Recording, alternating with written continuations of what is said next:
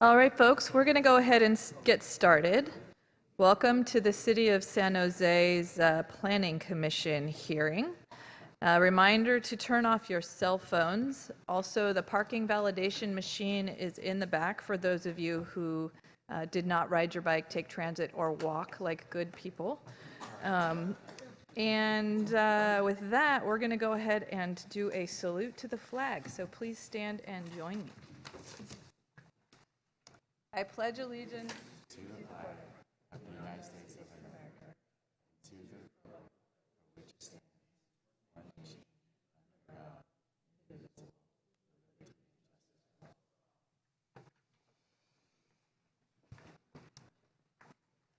So, in terms of a roll call, it appears that everybody is present.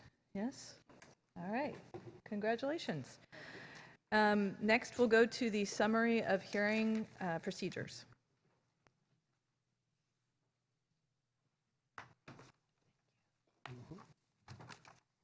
To public comment.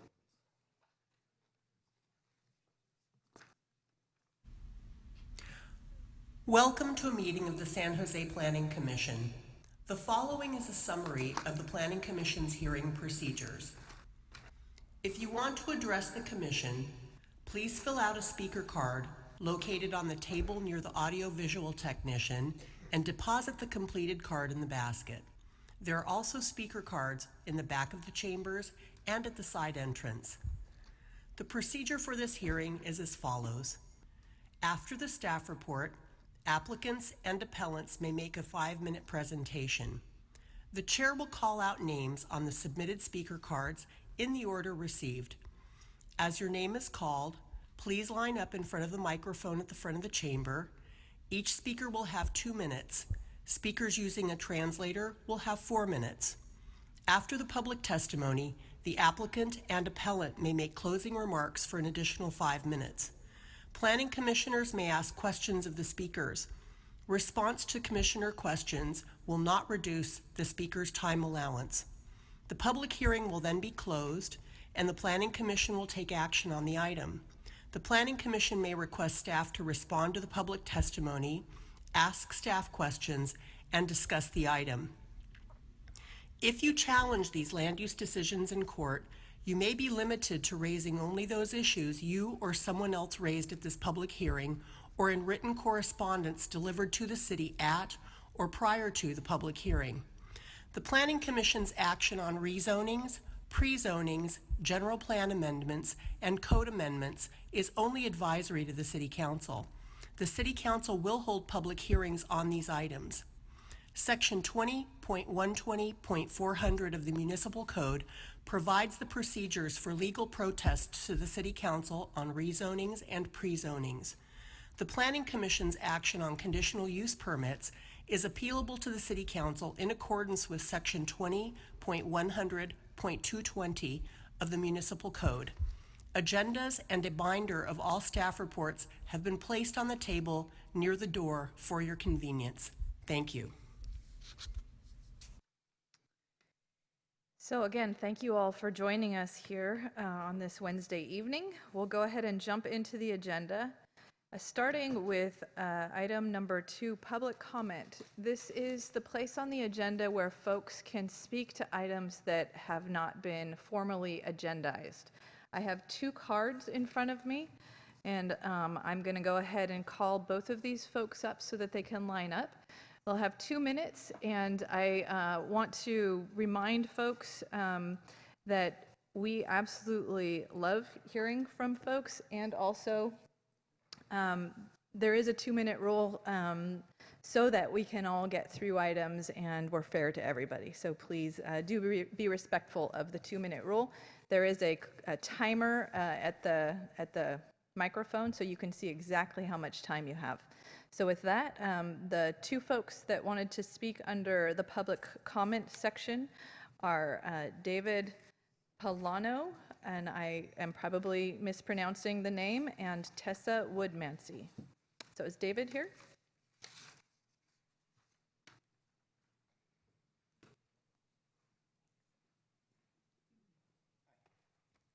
Do I go here? Yep. Do I have to touch anything? It's good? Okay, so um, I'm a small business owner in San Jose and have run into some problems with the urban village planning. I'm not sure, what it looks like is it originates in China and it's come to the United States, or come to our area anyway. And while trying to rebuild my building, I'm told that they want 15-foot sidewalks on Almaden Expressway, which to me doesn't make any sense. First of all, I'm not sure what sort of human creature is going to be walking on those 15-foot sidewalks on Almaden Expressway. And not only that, how is it okay to take private property for the use of the city? I mean, it doesn't make sense that you guys want 1,000 square feet of my property without taking it through eminent domain, without equitable compensation. You just want me to build you a sidewalk that is absolutely enormous, and it's not okay. I don't think that's okay under any circumstances. So that's what I wanted to bring up today. I met with Councilwoman Pam Foley about this, going nowhere, hitting a brick wall with your planning, your public works department, and it's just brick wall after brick wall, and it's just nonsense. I mean, 15-foot sidewalks, I don't think I have ever seen such a thing anywhere. Those are my comments. Thank you. Thank you so much for your time. It does sound like you're going in the right direction by talking with your council member. Tessa. Oh, thank you. Thank you, Shiloh, also for mentioning the importance of walking and biking, and that we're supposed to do that as good human beings, so appreciate that. And I just was wanting to talk about the general plan, and excuse me, just like with the Measure B reallotment, as we looked at that at City Council, as the youth are calling and our climate activists are calling to make changes as we are facing the triple crises of climate emergency, ecological collapse, and housing crisis, that we have to make adjustments. And so when we're looking at the general plan, the real problem that we're facing with our general plan is that, first of all, they're not notifying us of the general plan changes. That's a big problem, that they need to put it in the mail for us to know about what's happening in our communities, and they're not doing that. And that is what has caused us to really have a lot of issues that we're facing tonight. So we're really asking for more communication about not climate, but about the general plan changes in our neighborhood, that they come in a card, and they, you'll say, oh, it costs us a lot of money. We really need you to do that. We need you to let us know when general plan changes are happening in our community. And then on top of that, the general plan that is focusing on jobs has to change as we go into a climate emergency. The science is telling us that we have to reduce 50% in the next 10 years, or really even more than that. And what that really looks like, the science says, is that there'll be no driving, no flying, no movement of goods, and no jobs. But there'll be a lot of work, and the work is going to be growing food and learning to live without fossil fuels. So this is how we need to be changing our direction of our general plan. Thank you very much. With that, I'll go ahead and move on to the next agenda item, which is deferrals and removals from calendar, and I don't see anything listed here, so unless I see otherwise from staff, I'll move on to the consent calendar. Great, so we have one item on consent, and I have 2 speaker cards on that item, so I'm going to go ahead and pull it and ask that the staff, if the staff has a presentation, to go ahead and do that.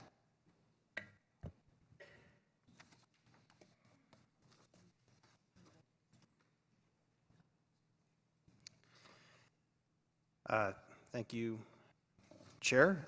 Pat Kelly, Planning Division. Architectural Dimensions is requesting approval of this hotel and condominium mixed-use project. The hotel fronts onto Stockton Avenue and takes vehicle access via a driveway leading to a below-grade parking garage. Pedestrian access is from the sidewalk, which connects to a 1,500 square foot public plaza that leads to the main hotel pedestrian entry. The hotel rooms occupy the 1st through the 7th floors and share the 8th floor with some of the condominium units and the 9th floor is fully occupied by the remaining condominiums. The hotel is within the Dearton Station area plan and implements the goals of the plan by orienting the building and main entrance to the sidewalk, as well as providing the large plaza. The project is consistent with the height limits and development standards of the Dearton plan, as well as the proposed DC Downtown Primary Commercial Zoning District, as described in the staff report. An addendum to the Downtown Strategy 2040 final environmental impact report was prepared for the project and found the project to be consistent with the EIR. Staff is recommending the Planning Commission recommend that the City Council adopt the addendum and approve the rezoning, the vesting tentative map, and the special use permit. Staff is available for questions, and the applicant, Dominic Dutra and Jeffrey Adams, are here, as well as their representative, Eric Schoenauer, to answer any questions as well. Our environmental project manager, Rima Mahmood, is also here to answer any environmental questions for the project. Thank you. Thank you. So at this point, I wanted to invite the applicant down for a 5-minute presentation. Good evening, Chair Ballard, members of the Commission. My name is Eric Schoenauer. I represent Cade Development on this application. We're excited to bring forward a mixed-use hotel residential project. And as summarized on the screen, this project fully embodies the vision of the Dearton Station Area Plan. First of all, it's a mixed-use building with dual brand hotel, Courtyard, and Residence Inn by Marriott, all in one building, as well as 19 condominium units. At the corner is a publicly accessible plaza to implement the Dearton Plan's neighborhood square design, which is called for at the Julian-Stockton intersection. We're proposing an LED art installation as part of that corner plaza to add to the visual interest of the plaza as well as the entrance to the hotel. We're fully maximizing the use of the 110 feet currently allowed in the Dearton plan, so we're not leaving any development potential on the table. We're putting all the parking, drop-off, pickup, and trash collection underground in the garage. The project will create 45 to 50 new jobs and 2.2 to 2.4 million square feet of TOT tax for the city. The location and the design will promote transit and pedestrian activity. We're walking distance to the Dearton station, as well as the bus routes on the Alameda. We will be revising the traffic signal, crosswalk, and bike paths at the intersection to improve their usability. And lastly, we will be adding wide sidewalks, not 15 feet, but actually 21 feet on Stockton, as well as on Julian. So the project fully complies with Dearton, and I'm going to turn it over to Architectural Dimensions to highlight some of the design features. This is the back and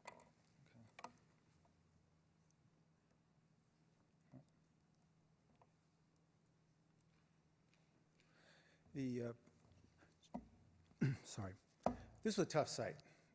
It's a really tough site we had here. It's long, it's narrow, it's got Caltrain Union Pacific on one side, it's got Julian Underpass on one side, the other side. Stockton is very short. We've only got access to one driveway on this project. So it's a very urban site.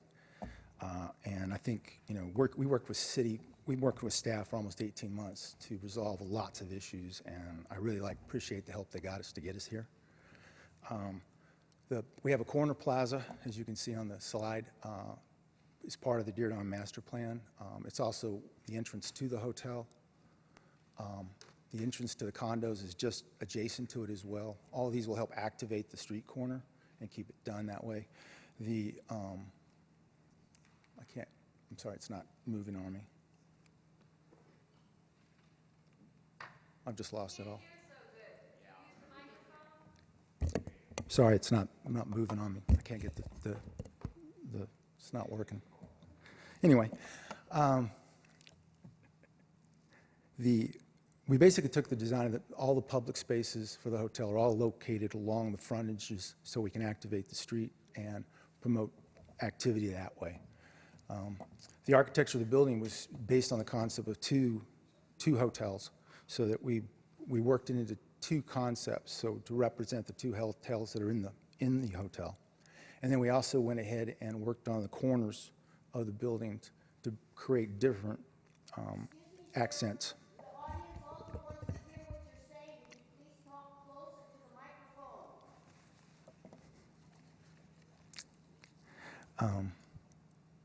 Yeah, so, all right, so that's, I apologize. Yeah, so basically, the architecture is an urban design, contemporary design. It's basically right up to the top maximum height that's allowed for the project. We're governed more by the FAA on this particular site than we are by the overall height. So we're right up to that. And our mechanical units are just under that height, which are all screened and held back. So we've got a flat roof to accommodate all that stuff and maximize the amount of guest rooms we have on this site. The access to the site is off of Stockton, as I mentioned earlier, and that will accommodate for the drop-off and the pickup for people coming by car. They will actually go down into the down the driveway and circulate around a lower lobby and then come back out. We've designed it so that it's easily done. Same thing with the trash pickup and the service deliveries. We'll also go down through the same garage. And we've worked with the environmental services to really vet that and make that a workable, viable thing for a very tight urban site. And I think I'm just about out of time. Thank you. Great. Are there any questions for the applicant at this time, or else I'll go ahead and open up the public hearing? Okay. Or We'll be invite? back. All right, yep. Thank you.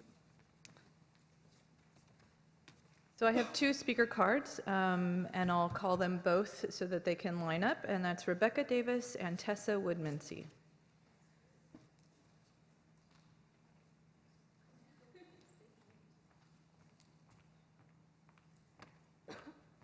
Good evening, Commissioners. My name is Rebecca Davis. I represent Laborers International Union of North America, Local 270, including its members that live and work in San Jose.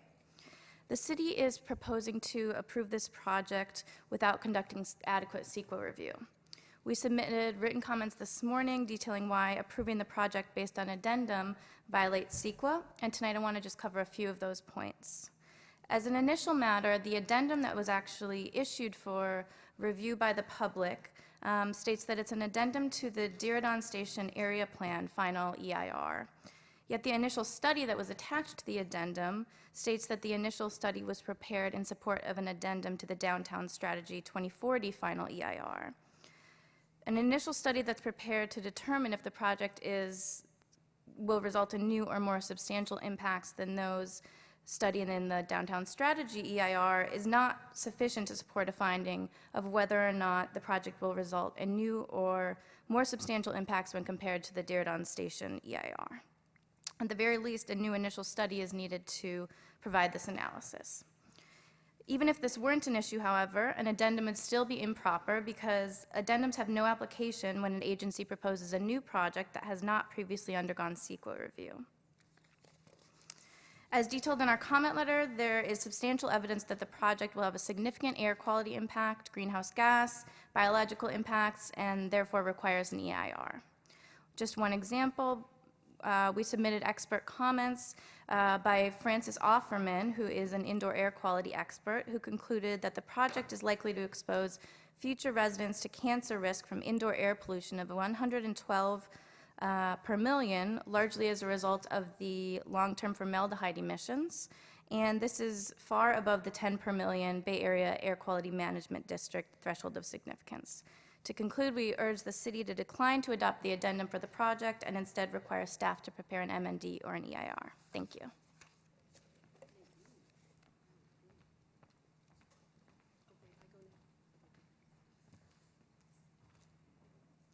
Okay, one of the issues, I'm Tessa Woodmansey, and we live on Stockton Avenue. I never got the card about this development, and that's because the development, when you're in industrial sectors like this project is at the edge of Stockton near the Alameda, it doesn't reach into our Garden Alameda neighborhood. So our neighborhood really didn't get any kind of notification about this development. At least I didn't, over between Shealy and Villa. So that's a problem when you build in industrial areas. You have to go further to get into the residential neighborhoods than just, what happens is that they gerrymander the circle and it becomes very a part of the community. It gets all into the industrial area, and really no one gets notified. So we really have to look at that in terms of planning, that the neighborhoods get notified and extend the reach to see so we have more impact. This piece of property is undeveloped at this time. One of the things that my husband, who's a biologist, says in terms of our ecological collapse, that we shouldn't be developing on these lands. We should be developing agriculture. And like Allery Middlebrook says, we need regenerative organic agriculture to grow food locally. And so we have food security and food sustainability. This project, in looking at it, there's a couple of issues. One is the terrible issue of the east side of Julian that is not ADA compliant, that there is only steps to get down. There isn't a way to get down without the steps, and there's no bicycle path. So that needs to really be improved over there. Sounds like maybe it is, but I don't know.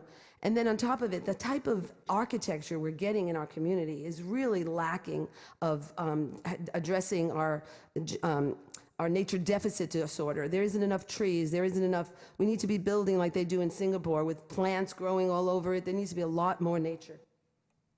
Thank you very much. Commissioner Oliverio, did you have a question? I had a question of staff. Okay, well, I will go ahead, and if there are no other questions, I'll go ahead and close the public hearing. And, you're right, thank you. I would like to invite, would you like to hold off on your question until? That's fine. Okay. I would like to invite the applicant down for a final 5 minutes. Eric Schoenauer on behalf of Cade Development. First of all, with regard to public noticing, this project received the highest level of noticing, which is a 1,000-foot radius. Ms. Woodmansey, by my estimation, lives about 3/4 of a mile away from our project site. With regard to the representative from the construction unions, I'm not an air quality expert, so I can't speak to the validity of their letter. I'll let the professional staff do that in a moment, but I will speak to a pattern of behavior. So we've seen this story before. The day before a hearing, a technical letter full of rigmarole is dropped on the staff, and they're expected to analyze it and provide you professional input. Up on the screen are all the times that the same strategy has been deployed over the last few years. Over and over again, every single time, the City Council, the Planning Commission, or the Director of Planning have found that the CEQA document is adequate and complete, and the project has been approved. So it's a pattern of behavior that uses a lot of staff time, and you can see from the record that it's happened year after year after year.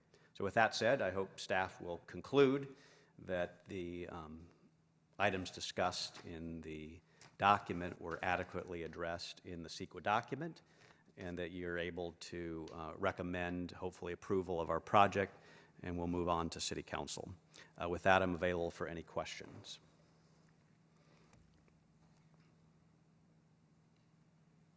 Seeing none, thank you. Okay, thank you very much for your time. So I think now I will close the public hearing and ask staff if they would like to respond to anything that they heard. Staff would like to respond to the letter that we received this morning from Lodzu Brewery, Rima Mahmood with the Department of Planning, Building, and Code Enforcement. So staff has the following responses to the letter received today, January 29, 2020, from the law firm of Lodzu Brewery, LLP, on behalf of Laborers International Union of North America, Local 270. As to their first comment, that there is no evidence to support the city's determination that an addendum to the DSAP EIR is adequate under CEQA, because the initial study was prepared in support of an addendum to the Downtown Strategy 2040 final EIR. The commenter is correct. Staff states for the record that the correct reference should be as follows, should be an addendum to the Downtown Strategy 2040 final EIR, State Clearinghouse number 200-304-2127. The analysis in the supporting initial study was prepared as an addendum to the Downtown Strategy 2040 final EIR. Their second comment was that CEQA requires the city to prepare a tiered EIR for the project instead of an addendum. CEQA Guidelines, Section 15164, Addendum to an EIR or Negative Declaration, states that the lead agency may prepare an addendum to a previously certified EIR if the initial study for the project does not identify any new impacts that were not considered in the prior EIR and does not exacerbate any other identified impacts. The initial study prepared for the project did not identify any new impacts that were not already considered in the Downtown Strategy 2040 EIR and does not exacerbate any of the impacts of that EIR. Therefore, an addendum is appropriate for this project. The third comment, that the city cannot issue an addendum for the project because the project was not addressed in the program EIRs. The project's relationship to the Downtown Strategy 2040 EIR is outlined in Section 1 of the initial study. The Downtown Strategy EIR considered development under the Downtown Strategy Plan, which included 14,360 dwelling units, 14.2 million square feet of office uses, 1.4 million square feet of retail uses, and 3,600 hotel rooms. Their fourth comment, that there is substantial evidence that the project will have significant environmental impact. The initial study in support of the addendum analyzed the impacts of the project and applied the mitigation measures identified in the Downtown Strategy 2040 EIR to reduce the impacts to less than significant levels. The initial study did identify significant impacts to air quality, nesting and migratory birds, cultural resources, hazards and hazardous materials during the construction period, and energy use during operation of the project. Mitigation measures consistent with the Downtown Strategy 2040 EIR have been included to ensure that impacts are less than significant. The comment number 5, there is substantial evidence that the project will have significant environmental impact on indoor air quality. While analysis of an existing condition affecting a project is not required under CEQA, the city's general plan policy, MS-11.1, requires completion of air quality modeling for sensitive land uses, such as new residential developments near sources of pollution, such as railroads. Even though not required by CEQA, the initial study on pages 46 through 49 provided an analysis of toxic air contaminants on the proposed project. While the Bay Area Air Quality Management District recognized formaldehyde as an outdoor toxic air contaminant from automobile and truck exhaust, the Bay Area Air Quality Management CEQA guidelines do not define a specific threshold for formaldehyde, nor does it regulate indoor air quality. CEQA is primarily concerned with the impacts of a project on the environment and generally does not require agencies to analyze the impact of existing conditions on a project's future users or residents unless the project risks exacerbate those hazards or risks that already exist. The proposed project would be built in accordance to the most recent California Green Building Code, which specifies that composite wood products meet the requirements for formaldehyde as specified in the California Air Resources Board's air toxic control measures. In addition, the project will be required to comply with the city's green building ordinance and will be designed to achieve maximum LEED certification. A LEED certification will require measures to improve indoor air quality. The next comment was that there is substantial evidence that the project will have a significant impact on biological resources as a result of winter collisions. The project site is located within a developed urban area of San Jose. The project site is not located on a migration corridor for birds and is not close to a creek or other riparian habitat. Furthermore, as shown in figures 3-3 and 3-4 in the initial study, the building design has several visual breaks achieved through architectural projections and recessions changes in materials, and varied fenestration patterns that divide the bulkiness of the mass and would use a variety of building materials. These techniques help to break up an expanse of glass and prevent bird strikes. The next comment, that there is substantial evidence that the project may have a significant air quality impact, and that the addendum relies on unsubstantiated and inaccurate input to estimate project emissions and thus fail to adequately analyze the project's air quality impacts. And the first comment is that the addendum's air model used an incorrect land use size.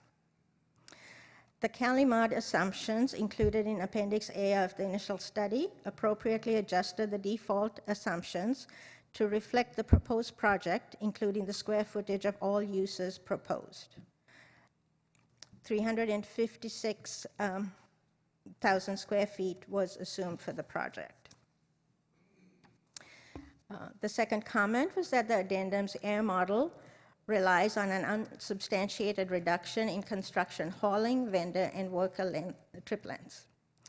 A toxic air contaminant analysis was prepared for the project, which was also included in Appendix A of the initial study.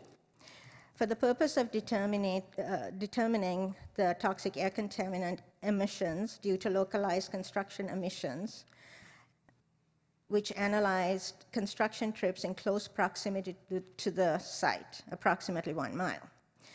Construction trips were conservatively placed on the site for the purposes of construction toxic air contaminant analysis, which identified significant emissions and incorporated mitigations to reduce that impact.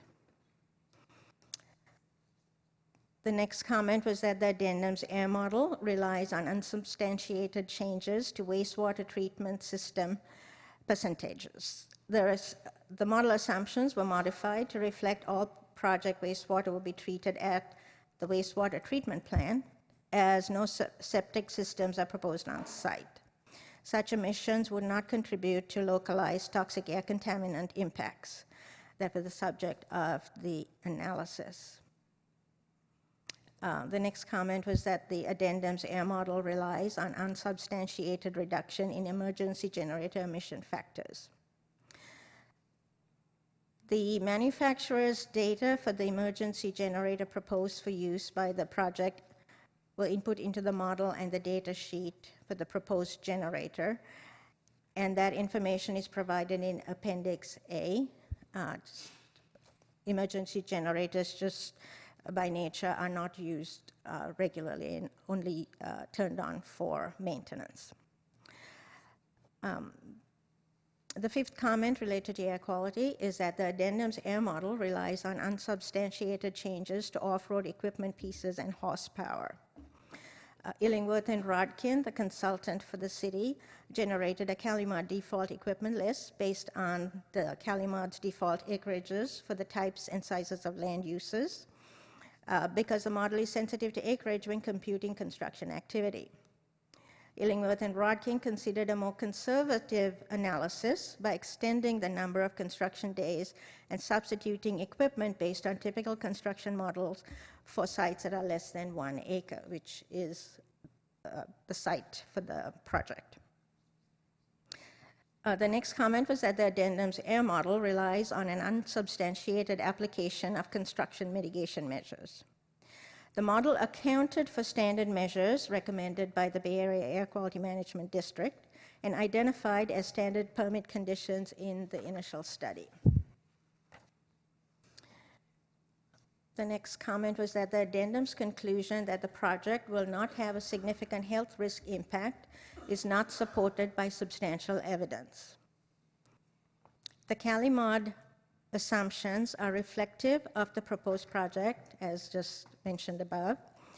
The toxic air contaminant risks of the project are based on construction with the generator included in the analysis. The health risks are negligible from project-generated automobiles and limited truck traffic, as they would result in a low level of particulate matter emissions. Illingworth and Rodkin conservatively assumed an infant exposure to the toxic air contaminant emissions from the project because infant exposure is the most sensitive receptor. A mitigation measure was included in the project, mitigation measure AIR-1-1, to reduce the exposure of sensitive receptors to construction toxic air contaminants to a less than significant level. The next comment was there is substantial evidence that the project may have a significant health risk impact. The analysis results identified by the commenter were likely generated using a screening model, which is not reflective of the project-specific information included in the toxic air contaminants analysis prepared for the project. The project-specific modeling provided in the initial study relied on AirMod, which is the model recommended for use in such analyses by the Bay Area Air Quality Management District. The next comment was that the addendum failed to adequately analyze greenhouse gas impacts. Greenhouse gas impacts were analyzed in detail in the Downtown Strategy 2040 EIR, and the greenhouse gas impacts of the project were analyzed in section 4.8 of the initial study. Neither the final EIR or the project resulted in significant impacts. The next comment was that there is substantial evidence that the project may have a significant greenhouse gas impact. Again, the greenhouse gas analysis in the initial study did not identify any significant impacts of the project. The final comment was that the city must prepare an EIR because the Downtown Strategy 2040 program EIR admits significant and unavoidable environmental impacts. The City Council prepared a statement of overriding considerations for the significant and unavoidable impacts of the development proposed under the Downtown Strategy 2040 final EIR when the Council certified that report. This project will not exacerbate any of the impacts identified in the Downtown Strategy 2040 EIR and would not require mitigation measures beyond what was identified in that EIR. Therefore, a new EIR is not required. That concludes my comments.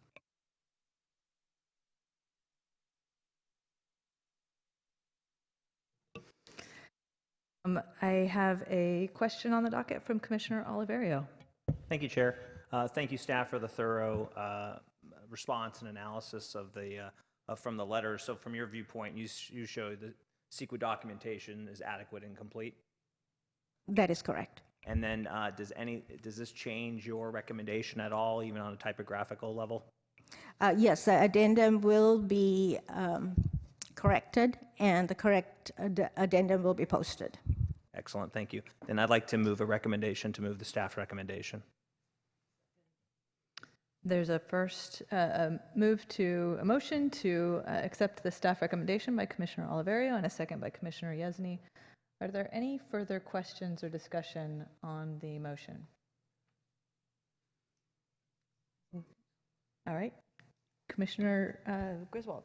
So I just want to make a comment about the letter being received that required substantial staff time and substantial time of the commission to listen to the comments that had to be made verbally as opposed to being in a written fashion. And as pointed out, we have received a number of these letters either on the day of the hearing or the day before. And I think it really does not do anybody a service of getting it at the last minute because it raises a substantial amount of issues. And for us to be able to really consider them and give them the consideration that they're due, we would ask that we get these things more in advance. And I don't think that there's any reason to be getting these letters on a consistent basis the day of the hearing or the day before. And I'll plus one that it's not only the commissioners up here, but it's everybody in the audience that are here to hear about important issues before the Planning Commission. So I agree, and thank you for raising that. So any other questions or comments on the motion? All right, with that, let's go ahead and vote.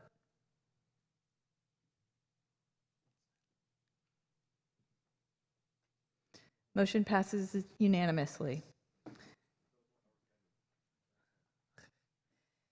So moving on to the public hearing, Our first item, 5A.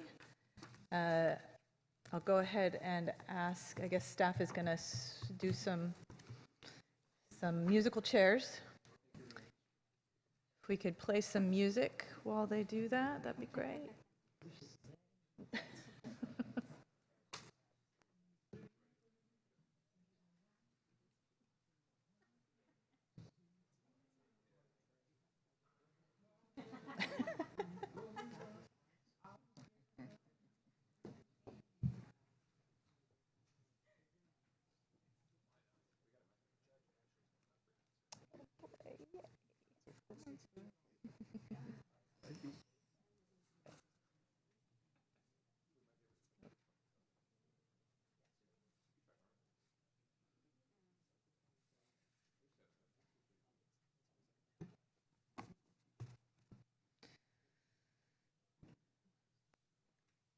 All right, when you're ready.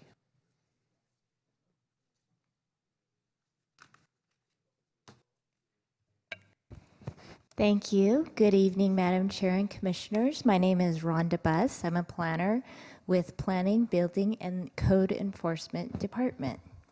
Before Planning Commission this evening is the 280 McAvoy Street Residential Apartments project, which includes a general plan amendment, file number GP 17015, to change 7 parcels and their land use designation from mixed-use commercial to transit residential. A conventional rezoning, file number C18034, to change the heavy industrial zoning district to the RM multifamily residential zoning district. A vesting tentative map, file number T19017, to consolidate 6 parcels into 1 parcel with 3 condominium lots, and a special use permit, file number SP18059, to allow the demolition of all buildings and structures on site, including 2 buildings totaling approximately 11,380 square feet and 2 structures totaling approximately 2,020 square feet, the removal of 3 ordinance-sized trees and 1 ordinance-sized tree, and the construction of an approximately 345,000 square foot, 100% affordable housing project with 365 multifamily residential apartment units, excluding 4 market rate managers units, with an alternative parking arrangement, backup generator, and an up to 12.5 foot tall retaining wall, and concessions and waivers under state density bonus laws, requesting a 29% increase in density and waivers to increase the building height, reduced required setbacks along McAvoy Street, DuPont Street, and West San Carlos Bridge, and reduce the amount of required motorcycle parking on an approximately 1.13 gross acre site situated on the north side of West San Carlos Street between McAvoy Street and DuPont Street. The project includes the construction of 2 13-story towers over a podium that contains a total of 365 units. The project includes residential amenities such as roof gardens, children's play areas, and community rooms. The site also includes a plaza with class space, a fitness center, and a multi-purpose room/computer lab on the south side of the project. Pedestrian connection is provided through the site through a pedestrian path along the southern portion of the property to help provide access to transit. The project's 94 off-street parking spaces will be accommodated by an automated parking lift system. The lifts are accessed on the first level of the building and allows the lift to allow the desired car to be called without requiring another car to be moved by a different resident. The state density bonus law is codified locally in Chapter 20.190 of the San Jose Municipal Code and it is a mechanism that provides private development an opportunity to be granted waivers or concessions from development requirements in order to incentivize the development of affordable housing. The state law section code also allows for reduced parking, reduced setbacks, and minimum square footage requirements for development of affordable housing to earn a density bonus. Cities and counties are required to grant a density bonus and other incentive or concessions to housing projects which meet specific conditions, including 100% affordable housing for low and very low income households. This project, as we mentioned earlier, is a 100% affordable housing project, excluding 4 market rate managers units, and meets these conditions. The following waivers have been requested: an increase in height from the maximum of 110 feet as approved by the Dearborn Station Area Plan to 164 feet. This is an approximately 49% height increase. A reduction in the amount of required motorcycle parking. The municipal code requires 1 motorcycle parking space per 4 living units, which would require 92 parking spaces. The waiver requests a reduction to allow the provision of 16 motorcycle parking spaces. This would be approximately 1 space for every 22 living units. A 0.33-foot setback along McAvoy Street in lieu of the required 10-foot setback, a 0-foot setback along DuPont Street in lieu of the required 10-foot setback, a 2-foot 7-inch setback along West San Carlos Bridge in lieu of the required 10-foot setback. Community outreach was conducted in accordance with City Council policy on public outreach and noticing, and a community meeting was held on March 29th, 2019. In summary, there were concerns about parking, traffic, and building shadows. Comments included that there is not enough parking and ranged from there's not enough parking to could there be less parking, and how will adjacent properties be affected by building shadows. Additionally, staff received 6 letters on this project. 5 of the letters were inquiries about the project or project status, and 1 letter was received in support of the affordable housing project from a resident. To address the public inquiries, a transportation demand measure report was reviewed by the city's traffic team. The transportation analysis memo dated 11/7/19 states that with project conditions, the subject project would be in conformance with both the City of San Jose transportation policies. Therefore, a determination for a negative declaration can be made with respect to traffic impacts. Additionally, the applicant worked with Transform, a transportation advocacy group, to achieve Green Trip certification. This certification develops tailored traffic reduction strategies such as free transit passes or car membership opportunities. A shade and shadow study was shared at the community meeting and is provided on sheet A15 of the plan set. The Dearborn Station Area Plan Programmatic Environmental Impact Report contains sufficient information to provide project-level environmental clearance for certain impacts by including standard measures that apply to all projects in San Jose. The initial study did not identify any new impacts beyond those analyzed in the DSAP PEIR. Therefore, the project meets the criteria of an addendum pursuant to the California Environmental Quality Act guidelines. The initial study identified relevant mitigation measures, including in the DSAP PEIR for potential impacts to air quality, construction, nesting birds, archaeological resources, contamination during and after construction, and construction vibration impacts on adjacent buildings and businesses. In addition, standard permit conditions are made part of the permit approval. These standard permit conditions include best management practices for controlling dust, exhaust during construction, tree replacement, compliance with the habitat plan, uncovering buried archaeological or historic resources, and human remains during construction activities, preventing impacts from lead-based paint and asbestos during demolition activities, preventing stormwater pollution during construction, managing mechanical equipment noise, and interior noise levels.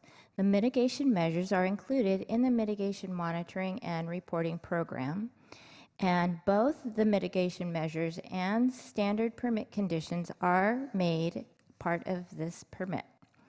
The initial study concluded that the proposed program would not result in substantial increase in the magnitude of any significant environmental impact previously identified in the DSAP PEIR. Therefore, a supplemental or subsequent EIR is not required, and an addendum to the DSAP PEIR is the appropriate level of CEQA clearance for the project. Staff recommends that Planning Commission recommend that the City Council adopt the addendum to the DSAP PEIR and associated mitigation monitoring and reporting plan for the McAvoy Affordable Housing Project, adopt the general plan amendment, approve the rezoning ordinance, and adopt the tentative map and special use permit. In addition, we have staff here from the Housing Department, Public Works, and Environmental Planning team, along with the applicant here tonight to help answer and any clarifications that may be needed. Thank you. This concludes staff's presentation. Thank you, staff. I have 2 speaker cards here, so I will go ahead and call them down. Oh, I'm sorry, need the applicant. I keep skipping the applicant. You all are important. Come on down.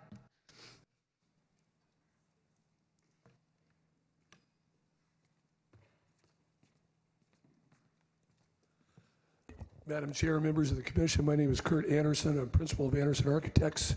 I'm here representing First Community Housing. Before we start, I want to tell you how much we appreciate all the staff efforts. Rhonda, John too, Rima, there's so many people that we can't even, that took us to get to this process. We've been working on this for 2.5 years to get to this point. These projects typically take between 5 to 7 years before we can complete them. So this is a critical step tonight. So we really are excited about being here. I want to introduce Jeffrey Morgan at this point. We're going to retain our comments till at the end, so if there's anything we need to do with a rebuttal, then we'll do a close. Okay? Thank you. Jeff? Thanks, Kurt. And thank you. So I'm Jeff Morgan, president of First Community Housing. I want to start out, first of all, by taking a moment to acknowledge a dear friend and colleague who passed away, unfortunately, last night. Tom Iamacy served First Community Housing for 20 years. His vision guided our efforts for most of the communities that we served, and he actually was involved in this project. And I have to say that I think he'd be really proud of where we are tonight. This will be one of the most transit-oriented projects we've worked on. It's so impactful and so necessary next to one of the greatest transit hubs on the West Coast. I'm grateful to be here and for the work of all the staff that's been involved, and I just want to acknowledge I'm hurting tonight, but I know that wherever Tom is right now, he's smiling to think that we're at this point. Thank you.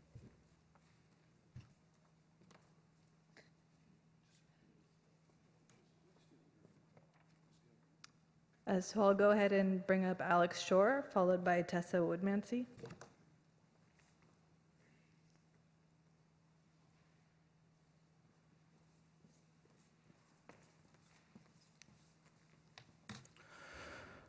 Thank you. My name is Alex Shore. I'm with Catalyze SV. Catalyze SV's members evaluated and scored this project in November of 2018 when First Community Housing was kind enough to come and present it to our members. It scored a 4.6 out of 5. It, I believe, is the highest any project we've ever evaluated has scored. Has many, many fantastic elements. So we all keep track of the projects we're working on. I know you all evaluated a proposal last month from First Community Housing. I know that Commissioner Oliverio brought up to staff, hey, can you make it as dense as it can be? Can you have as many units so we can fully take advantage of these sites? And I'm delighted that this site received and is applying for a density bonus and is 12 and 13 stories of affordable housing near transit. This is the type of project that we absolutely need, and applaud First Community Housing for including transit passes as well to really tie together Diridon Station and the affordable housing we need. I will, and I didn't have a chance to talk about it during the open comment, but I was at the Santa Clara City Council yesterday, and I did want to revisit another point with this commission. The Santa Clara City Council was looking at a project, an affordable housing project from its planning commission. It had 8 recommendations from the planning commission on conditions of approval that the Planning Commission could look at. So I always just want to reemphasize with you as planning commissioners that there are other cities that are making changes from the dais upon which you sit to make projects as good as possible. So I ask that you never hesitate if there are ways you think a project can be made as good as possible for as many people in the community as possible, that you will take advantage of that opportunity. And I think you always have that opportunity. Santa Clara considered 8 conditions of approval from its planning commission last night. Thank you so much. Thank you. I'm just going to step in for a moment. I think. Thank you so much. Well, I'm glad that I was here about this site because it is in my community. And as a bicycle rider, there's problems with McAvoy. McAvoy comes and intersects Park Avenue. They have worked on Park Avenue to make it safer and more bicycle and pedestrian friendly. But as you might remember, there was a real serious accident that happened there where a man got decapitated as he was riding into the sun and he went under a truck. That's the spot right there. Park and McAvoy is where that happened, that accident. But what the issue is for bike riders that come off the Guadalupe River Trail that's right there is that there's no crosswalk at that intersection. And I know you're developing a lot of housing, and that's good. I'm supportive of housing. But the thing is that we really have to look at transportation first and how the infrastructure, besides the public transit, which is positive in that location, but we need a crosswalk right there at McAvoy as it crosses Park. Because what happens when you come off of the Guadalupe Trail and you get to Park and you're riding on McAvoy, you have to ride on the wrong side of the road. You have to cross the road there. The cars, of course, swoop around. So we really need to come off that road and go right across Park Avenue. And that's what this has always been an issue about this McAvoy development as we've intensified the residential over there. So what you have to do is you have to go on the wrong side of the road to get to Sunnel, and then you could cross at Sunnel. But it's dangerous as cars are coming around into McAvoy. So we really need that crosswalk at that location. And there's also a lot of blind issues there. It goes under the rail there. There's an underpass as you're going east on Park. So it's just a dangerous spot, and we need to be able, as bicyclists, to cross it more safely. So thank you. Thank you for your comments. I think that concludes. Are there any other additional public comments on this item? I'll give the applicant, you'll have the remaining part of your time. The last speaker really brought up some good points. When we started this project, we had a lot of meetings with DOT and Public Works. And at the time we started it, San Carlos Bridge was talked about being relocated to the south, actually adding more area between our bridge and the bridge and our buildings. The latest discussions from DOT in both Park and San Carlos are both of those bridges are going to be eliminated.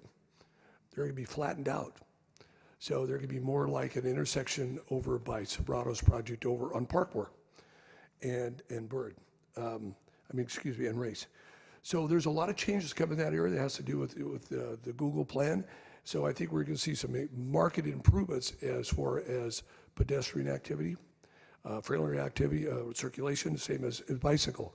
One thing that staff failed to point out in their report is we are a bicycle-oriented development. We actually are providing about 4 times the amount of bicycle parking on our site than is actually required. So we're very sensitive to that. We're going to work with Public Works and staff to make sure that it is safety for the people that live there. So in a nutshell, I know Jeff wants to say a couple more things, but we're really, really excited about this project. We think it fills a need in the community, obviously. And this is just the first step of many. So we appreciate all your support. Hopefully you're going to grant us an approval tonight so we get to council and proceed. As I said earlier in my presentation, you know, it's going to probably be 4, 5, or 6 years before we see these things completed. So we got a long ways to go, but that's what it takes to get these kind of things done. So with that, I'm going to turn it back over to Jeff. So thank you for listening, and we respectfully request an approval. Thank you. Thank you. So the only thing I wanted to add is we've been successful at applying for 2 rounds of cap and trade funds for projects in our communities. One will be the upcoming Roosevelt Park Apartments project, and one is at North San Pedro to create offsite improvements. So we've been really exploring the idea of signalization around Park and looking at that measure. And I know that there's questions around the alignment of whether we're going to have an elevated track or not in terms of what's actually going to happen along San Carlos. So we could get a true alignment along that creek if it's exposed. So a lot of that relates to some broader plans. But I want to say we're definitely committed to make sure we're going to give 100% of our residents will have they'll have smart passes. We do that with everyone in our community. We're the largest purchaser of those passes. So that's all I wanted to say, and we're really excited to get going on it. Thank you. Thank you very much. I'm going to close the public comment. Are there any questions or comments from our commissioners? No. Commissioner Oliverio. Thank you, Chair.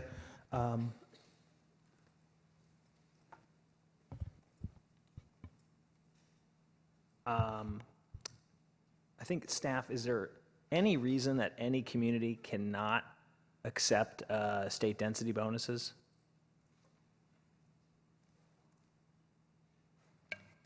If they meet the criteria, not that I know of, no. Fair enough. I mean, it would be apparent to me, the state legislature is trying to increase housing capacity by proposing state density bonuses, whether height, density, setbacks, et cetera. Fair comment? That is correct. Great. I would like to make a motion to approve the project, and I just have one comment that I would like to go to City Council. I was under the impression that developments in the zone needed to make a contribution to the potential light rail station stop that has been proposed and discussed for some time, as the other developments around this area has made contributions of either land or money. I just want to have that as a reminder to the council to see if that has changed, but it's not contingent on the motion. My motion is to approve the project and the staff recommendation, but I would just like that to be potentially made as a comment in the staff report. Thank you.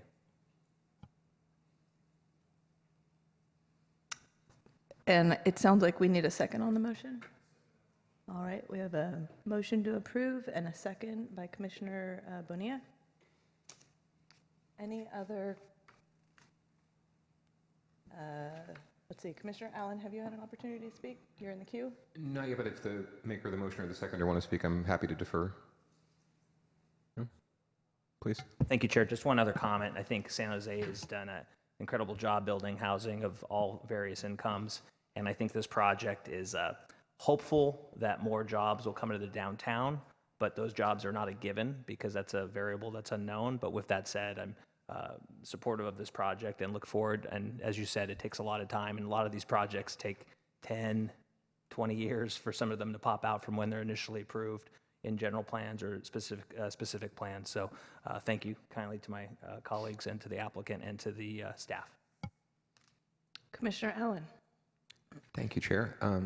And thank you to everyone involved in the project for bringing this forward. I just want to point out that I would disagree a little bit with my fellow commissioner that I don't think San Jose has done enough, nor has really anyone in California done enough in terms of building affordable housing. We've done plenty to build housing, just not necessarily housing that everyone can live in. So I'm really excited about this project. As the son of a teacher, as someone who works in the nonprofit sector, with a wife who works in public service, we are not the Rockefellers, and we can't afford necessarily to live in a town where we grew up and where my parents grew up, frankly. So it's concerning for everyone, and I'm really glad this project is coming through. And I really wish that there were more folks, I wish we had a packed house here tonight to see us hopefully move this project forward, and I hope there's a packed house at council to see it, because we get told quite a bit, and the council gets told quite a bit, that we don't do anything, and staff gets told that they don't do anything. We are doing something. Is it moving fast enough? No. Is it moving as fast as we'd like it to? No. But we are moving forward, and there are projects like this that come through that we need to be supportive of, and I'm really glad to hear the support from the community and to have really no blowback tonight on this project. That's fantastic. So thank you to everyone involved, and I'm excited to support it. And thank you, Madam Chair. Commissioner Griswold. I just want to make a brief comment. So in addition to the fact that I think this is a great project from a social perspective, I just want to commend the architect, Mr. Anderson, because I really like the aesthetics of this. And I know that as a commission, we don't really have as much say on the aesthetics. But as someone who lives in San Jose and will likely drive past this project, I love the use of the colors and the ground floor facade. And I just think it does a lot to the city when the aesthetic of the city is something that's inviting and beautiful and welcoming. And to have this coupled with an affordable housing project is just a great thing to bring to San Jose. So thank you. Commissioner Caballero. I will also be supporting this project. I think it's a great addition to the neighborhood. I think it's much needed affordable housing. I was extremely excited to see the different levels of affordability. I just also wanted to commend the architect as Commissioner Griswold kind of stole my thunder there, but I thought it was beautiful. I really loved the addition of the podium and the kinder park areas and the rooftops. You know, San Jose has an amazing weather, and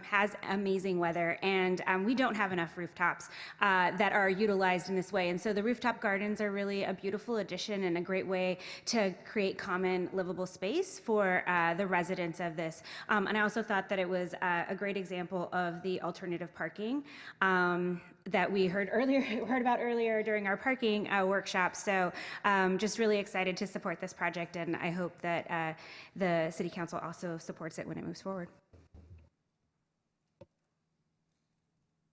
All right, seeing no other folks in the queue, sounds like we're ready to vote. So let's go ahead.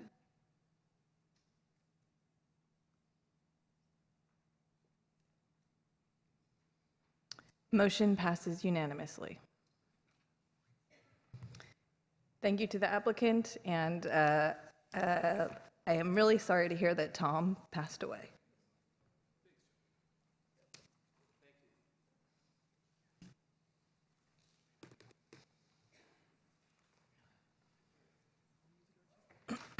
Yeah.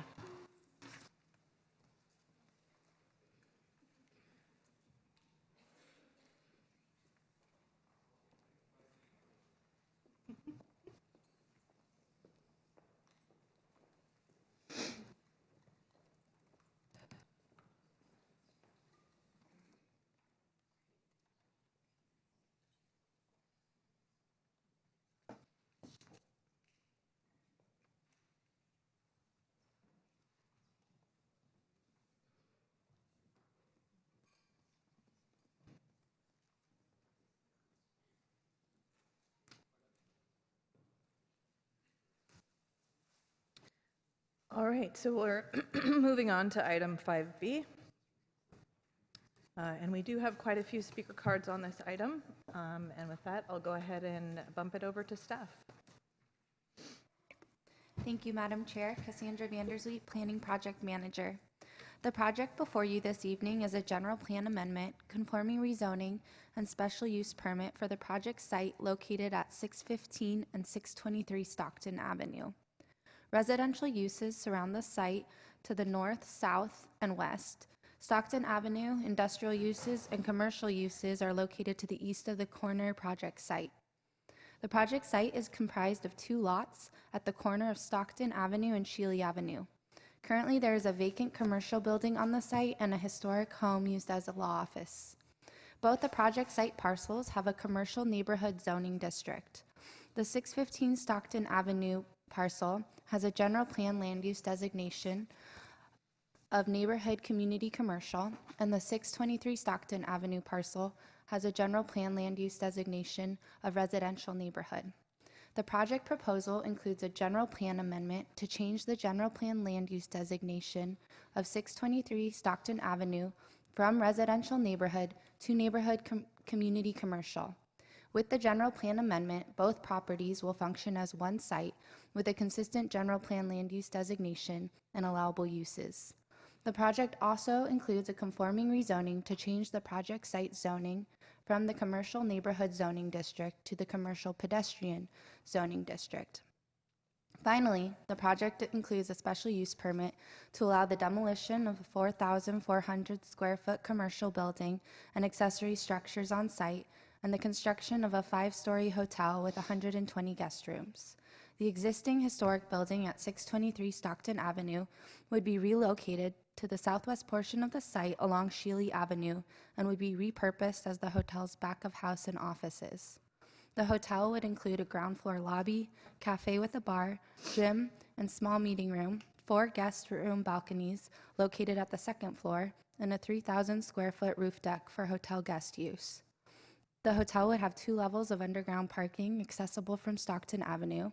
No driveways are proposed on the project's Shealy Avenue frontage. An up to 50% parking reduction is requested for the development. The project as designed would provide 82 parking spaces, 5 motorcycle spaces, and 14 bicycle spaces on site. To support the parking reduction, the project would implement a transportation demand management plan for the life of the project, including providing, among other things, a hotel guest shuttle and hotel passenger loading zone for rideshare service drop-off and pickup along Stockton Avenue. The proposed project was reviewed and found in conformance with the envisioned San Jose 2040 general plan, the zoning ordinance, municipal code, city council policies, commercial design guidelines, and the California Environmental Quality Act. The project is consistent with the zoning code requirements by adhering to the CP Commercial Pedestrian Zoning District's height limitations and setback requirements. The 5-story project would be designed to step back from the residential uses and is oriented towards Stockton Avenue. A community meeting was held on August 29, 2019 for the proposed project, and approximately 50 residents were in attendance. Staff has received comments and petitions regarding the proposed project's impacts to the surrounding neighborhood. Additionally, since posting the staff report, public comments were received citing concerns of the proposed hotel use, design, pollution, lack of housing, and local street parking and vehicle speeds. As noted above, the project's height, setbacks, and use are consistent with the general plan's goals and policies, the city's commercial design guidelines, and the zoning ordinance. After the community meeting, the applicant considered the comments from the community and made additional design changes to the project's windows to ensure views towards the backyards of adjacent properties would be redirected towards Shealy Avenue rather than private properties. The project's review included an environmental initial study, which considered, among other things, the construction, noise, and air quality impacts of the proposed project. The project's operations were found not to have significant impacts, and the construction of the project was found to have less than significant impacts with the incorporation of mitigation measures. The project was also evaluated for historic significance, and it was determined that the project would not result in a significant adverse effect on any historic resources pursuant to the CEQA Appendix G checklist. Transportation impacts were also evaluated and found to be in conformance with the city's Council Policy 5-1. Finally, staff would like to note the following revision was made after posting the draft special use permit resolution to add condition number 13 requiring FAA clearance. This is a standard permit condition for projects near the airport and requires the applicant to obtain a Federal Aviation Administration FAA determination of no hazard prior to building permit and to comply with all the FAA's airspace safety determinations. Staff recommends that the Planning Commission recommend to City Council to adopt the 615 Stockton Avenue Hotel Project Mitigated Negative Declaration Resolution and associated mitigation monitoring and reporting program, adopt a resolution approving the general plan amendment, approve the rezoning ordinance to the CP Commercial Pedestrian Zoning District, and adopt the special use permit resolution with the added condition number 13. Thank you. This concludes staff's presentation. At this time, I wanted to invite the applicant up for up to 5 minutes.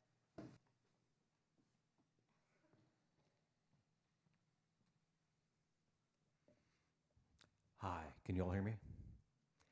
My name is Rory O'Connell. I'm one of the designers of the project. I want to thank the San Jose City staff for all the great collaboration working on this. Cassandra especially, I think, covered most of what I was going to say here, so this will hopefully be quick. I think you guys have had the chance to review the drawing package as submitted, so I think you're probably already familiar with the broad outlines of the project. So this is just context outside of what's in those drawings. Wanted to start off by placing this project in the context of the development around Diridon Station. Stockton Avenue is very much an area in transition. It is bordered by both single-family residential, but also by increasingly commercial and multifamily and light industrial uses. And for that reason, the project owner, who lives in the neighborhood and wants to deliver a quality project, feels this is the appropriate time to replace a vacant commercial lot with a hotel development serving primarily business travelers. I'm going to skip past some of this because I think Cassandra already covered it. I do want to highlight, and this section is a little bit distorted on this screen, the move of taking the historic house, which is typical of the architecture of Shealy and Villa Avenues, and moving it from Stockton to Shealy has the effect of providing a 70-foot buffer between our project and the property line of the nearest house. The required setback is 10 feet, but we felt that was oppressive, and so creating this breathing room we thought was more appropriate for the neighborhood. I also want to skip ahead to this, highlight the modifications that we made following our neighborhood meeting. We added projecting sunshades around several windows to limit line of sight into backyards. We also angled windows which would have faced into backyards to deny a line of sight. And we also removed a number of guest rooms above the second floor, which have had line of sight into backyards along Villa.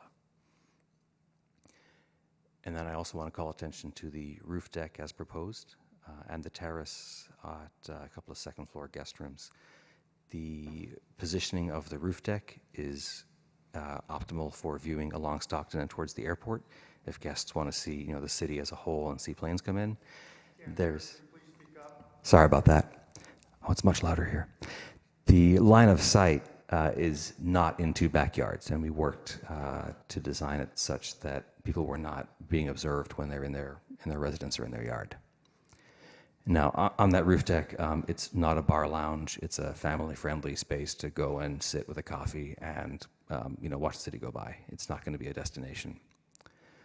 Similarly, there's a market grab and go at the ground floor, which is open to guests, but also to anybody from the neighborhood who wants to stop in. A limited beverage service is included in that, but I'm not seeing this becoming a destination bar that you would go to, meet your friends, and hang out at. Lastly, I want to touch briefly on parking. It was a big concern that there's already oversubscription to parking in the neighborhood. So following the neighborhood meeting, we enlarged the basement and added 17 parking spaces. We're also providing long and short-term bicycle storage in the hopes that folks will use bikes and the bike lane on Stockton to get to where they're going rather than calling a car. And we've taken care to ensure that there is no incentive for traffic arriving or departing to go down Villa or Shealy. Everything is done and accessed from Stockton.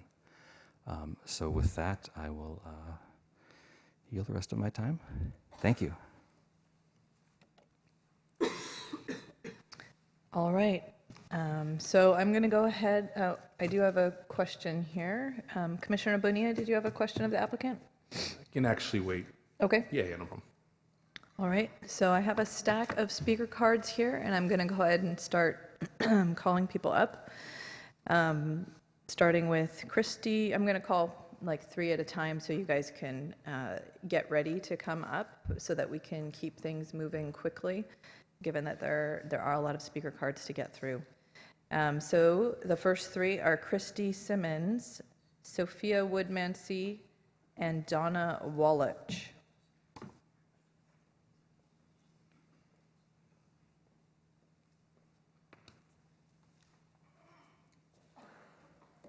Hi. So I'm speaking just for myself. I live on Shealy Avenue. And basically, I wanted to just make the point that I feel that this particular project is inappropriate for the location. I have 3 basic reasons for this feeling. The first is that I don't feel that it is consistent with the NCC land use designation. While I know that it is an allowed use to have a hotel there, the text of the designation says that it should have a strong connection to and provide service and amenities to the nearby community. I don't see how a hotel is providing anything to me in the nearby community. The abandoned lot right now, which is an empty parking lot, is more useful to me teaching my son to ride a bike than a hotel that serves only business travelers. The second reason why I feel like it's inappropriate is because it will clash very much with the surroundings. Now, our neighborhood is not technically a historic neighborhood. Despite that, it is a neighborhood with a lot of history. Most of the houses, including my own, were built in the early 1900s. And I feel that the design of this project should be consistent with the neighborhood. There's a better example for this on the other side of Shealy Avenue, where we have an office complex that has nice setbacks and design that matches the Mediterranean style of the neighborhood. Most of the houses are single-story Mediterranean. The design, as you just saw, is incredibly modern and doesn't fit. I feel that new developments in San Jose are very important. We need to address the growing community, but these should support and enhance rather than detract from the historic buildings that already exist. The third reason why I feel like this site is inappropriate is because there are many better locations. We looked at earlier just in this meeting for a location that's near Dearden Station and is part of the Dearden Station area plan. I feel like that region and also the Alameda Urban Village are more appropriate sites. When you look at this site, it is primarily surrounded by residential. There's nothing that's easy to walk to, and I think that it's therefore inappropriate. Thank you. Thank you. Next up is Sophia Woodmansey, followed by Donna Wallach.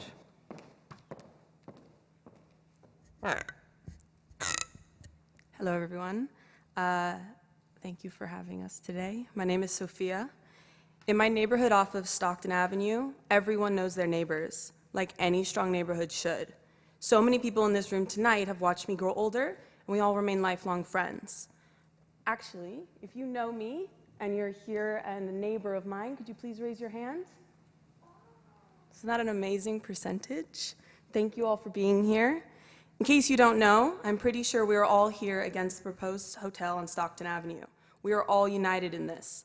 But to be honest, we're probably against the previous one on Julian. That also sounds like a really horrible idea. And the LED light structure, I don't think anyone wants that. We have enough light. I've personally lived on Stockton for 12 years. That's exactly half my life. And I plan on continuing to live in my home and know my neighbors. But this hotel will destroy our community as we know it. Unlike that, what that other development representative said, we aren't a neighborhood in transition. We never have been. We're an old, close neighborhood. That hotel won't benefit us. I'll never know the people who live there. In fact, I know that for a fact because we're in a housing crisis and none of them will ever be my neighbors. The staff won't be my neighbors. The people who come and live in the hotel for any period of time will not be my neighbors. I understand that you guys have a job to do and so does the city council. You're trying to bring more housing into our area and that's absolutely understandable. But what we need is residential housing, not a hotel. And all of the growth that we have to do has to be in the right direction. We're in a housing crisis, so build us housing. Build an apartment complex. Give us all more neighbors, please. Don't build a hotel. Thank you. Next up is Donna Wallach, followed by Meredith Muller, and then Tessa Woodmansey. My name is Donna Wallach. 615 and 623 Stockton Avenue in San Jose should not be rezoned to neighborhood community commercial. All of the Garden Alameda neighborhood must remain zoned as residential neighborhood. We need housing, very low income housing throughout San Jose. The area at 615 could be used to build very affordable housing for the people, or if it is public land, it could be given to the South Bay Community Land Trust, who will use the land for very low-income housing for very low-income people. We, the people, do not need or want a hotel in our neighborhood. All of Stockton Avenue needs to remain zoned as residential neighborhood. If anything is to be built in the Garden Alameda neighborhood, only housing or parks or for growing food, nothing commercial. There is already way too much traffic in the area. Building a hotel at this location will only make the situation worse. There is no need for a hotel in our neighborhood. We need housing. We also need land to grow food. Please do what is right for the people. Please do not approve this horrible, horrendous rezoning at 615 and 623 Stockton Avenue in Garden Alameda. Please keep our neighborhood a neighborhood of and for the people. Thank you. Next is Meredith Muller. Hello. I haven't really prepared any remarks, so you'll just have to stop me. I do want to thank Cassidy Cole from the office of Vice Mayor Chappie Jones, Lauren DiCarlo from Diep's office, Peter Allen, and Helen Chapman from the office of Sergio Jimenez for responding to an email that I sent to all members of the council and the Planning Commission to voice my opposition to this project. Thank you for your time. I would like to draw our attention to that the planners have said that there is going to be a drop-off and pickup zone for Ubers and Lyfts, but they have not identified any means that they will be expanding pedestrian crosswalks, which currently do not exist on Stockton Avenue, at Shealy Avenue, and they have not addressed that the traffic on Shealy Avenue has increased dramatically since the cement planters were put in on the Alameda. Shealy Avenue is currently the only street in which you can cross from the Alameda to Stockton Avenue, and there are no speed bumps, so this project would increase traffic, given that they showed us a picture of what the relief of this building would look like on Shealy and not on Stockton. There will definitely be more traffic on Shealy. I am a second-generation resident of Shealy Avenue. My house is the one that has a little stick out of the side. I abut a wonderful apartment building on Villa, and I support my neighbors who suggest that there should be more housing at this location instead of people who will come for a night or two and be transient in our community with access to alcohol. I would also like to ask that the planners have said that the person who wants to build this lives in our neighborhood, and I would like to ask them to come and speak and show who you are, for I do not know who you are, but I know a lot of my neighbors here and their faces, and I would like to hear from you. Thank you so much for your time.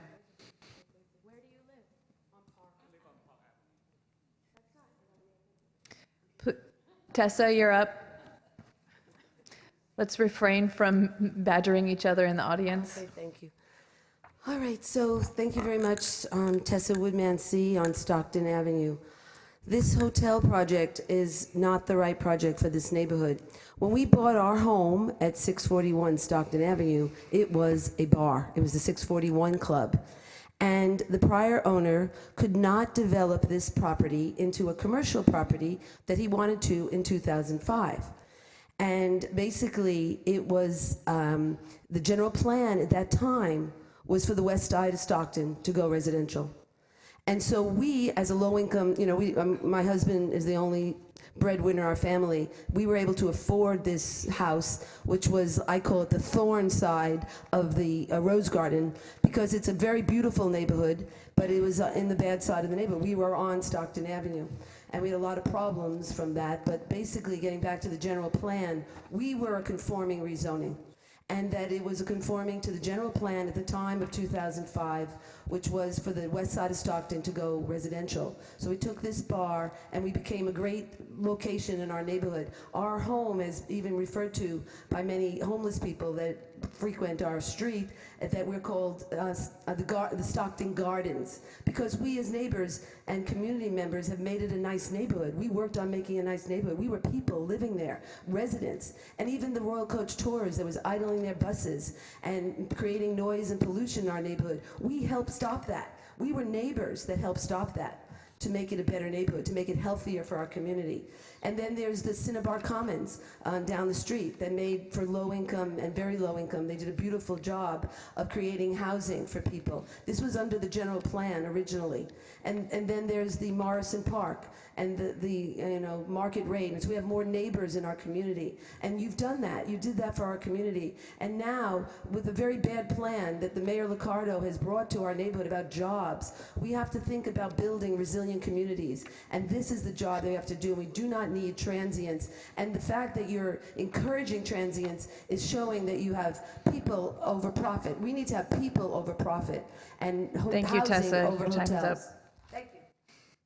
Next up is Michael Reap, followed by Linda Bookman, and then Joanne. No last name, just Joanne. Hello, Commissioners. My name is Michael Reapy. I live at 762 Shealy Avenue, which is about 5 houses up from the proposed site. I'm also here to represent my partner, Nancy, who had surgery today, so she can't be here. I think several of my neighbors have already mentioned our main objection to this project, which is the current NCC zoning. The general plan has it as NCC for a reason, and it doesn't have it as CP for a reason, right? NCC is supposed to be a transition from residential to commercial. It's supposed to benefit the neighborhood, and the applicant himself told us that this is targeted for out-of-town business travelers, right? This does not benefit the neighbor in any way, and it's not a transition. It goes from 0 to 60 on the property line up to a 5-story building. You might ask what we would like to see. If you take a look at the other end of Shealy Avenue where it intersects the Alameda, that's a perfectly acceptable use of an NCC zoning, right? We have, on both sides of the street, we have 2- and 3-story office buildings. They contain offices for lawyers and accountants, travel agents, if they still exist. On the other side of the Alameda is the 9-story First Republic Bank building. And these two small commercial properties, they provide a buffer from the neighborhood to that large industrial site on the other side of the street. So we would like to see low density office space or affordable housing on that site. We do not want to see a hotel that doesn't benefit the neighborhood in any way. And frankly, we don't know how this even made it past staff because it's completely incompatible with the current zoning. So with that, I'll yield the rest of my time unless you have any questions. Thank you. All right, Linda Bookman. Hello, Commissioners. Thank you very much for your work, for being here. I don't have any prepared statements either, but I'm up here because when you said my name, my 9-year-old son up there went, "You have to get up." So I'm here, 936 Shealy Avenue. My husband and I have been there for 20 years. We stand united with all of our neighbors who I do recognize and have known for the 20 years that I've been there because I'm one of the younger residents there. We would like to see this site developed in a way that's compatible with the neighborhood. I reiterate what a number of my neighbors have said, that we like the idea of commercial that serves the neighborhood, and please don't approve rezoning of residential to commercial. We need more residential. Thank you. All right, next up is Joanne, followed by Linda Tugade, and then Rob Catcher.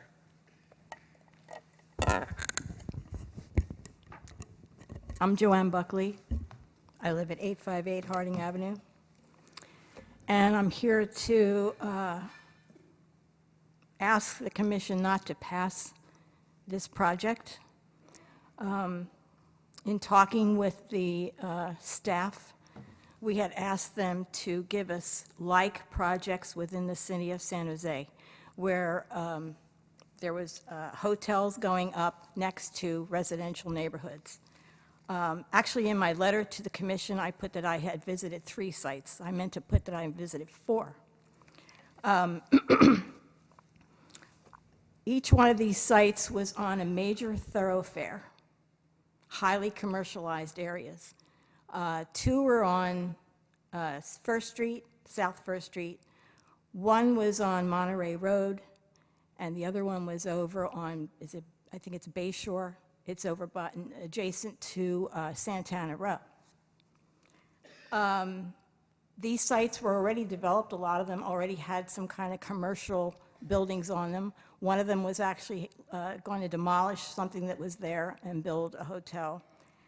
But none of them were next to an established R1 residential neighborhood, let alone a historic neighborhood. So this design for this project and its use is unprecedented in the whole of San Jose. And it makes absolutely no sense. This is an albatross. You have people here in this community that spend a lot of money for the stewardship of this community. All the houses have been built like the late 1800s to the early 1900s to the 1920s. They're all custom-made homes. They're single-story for the most part.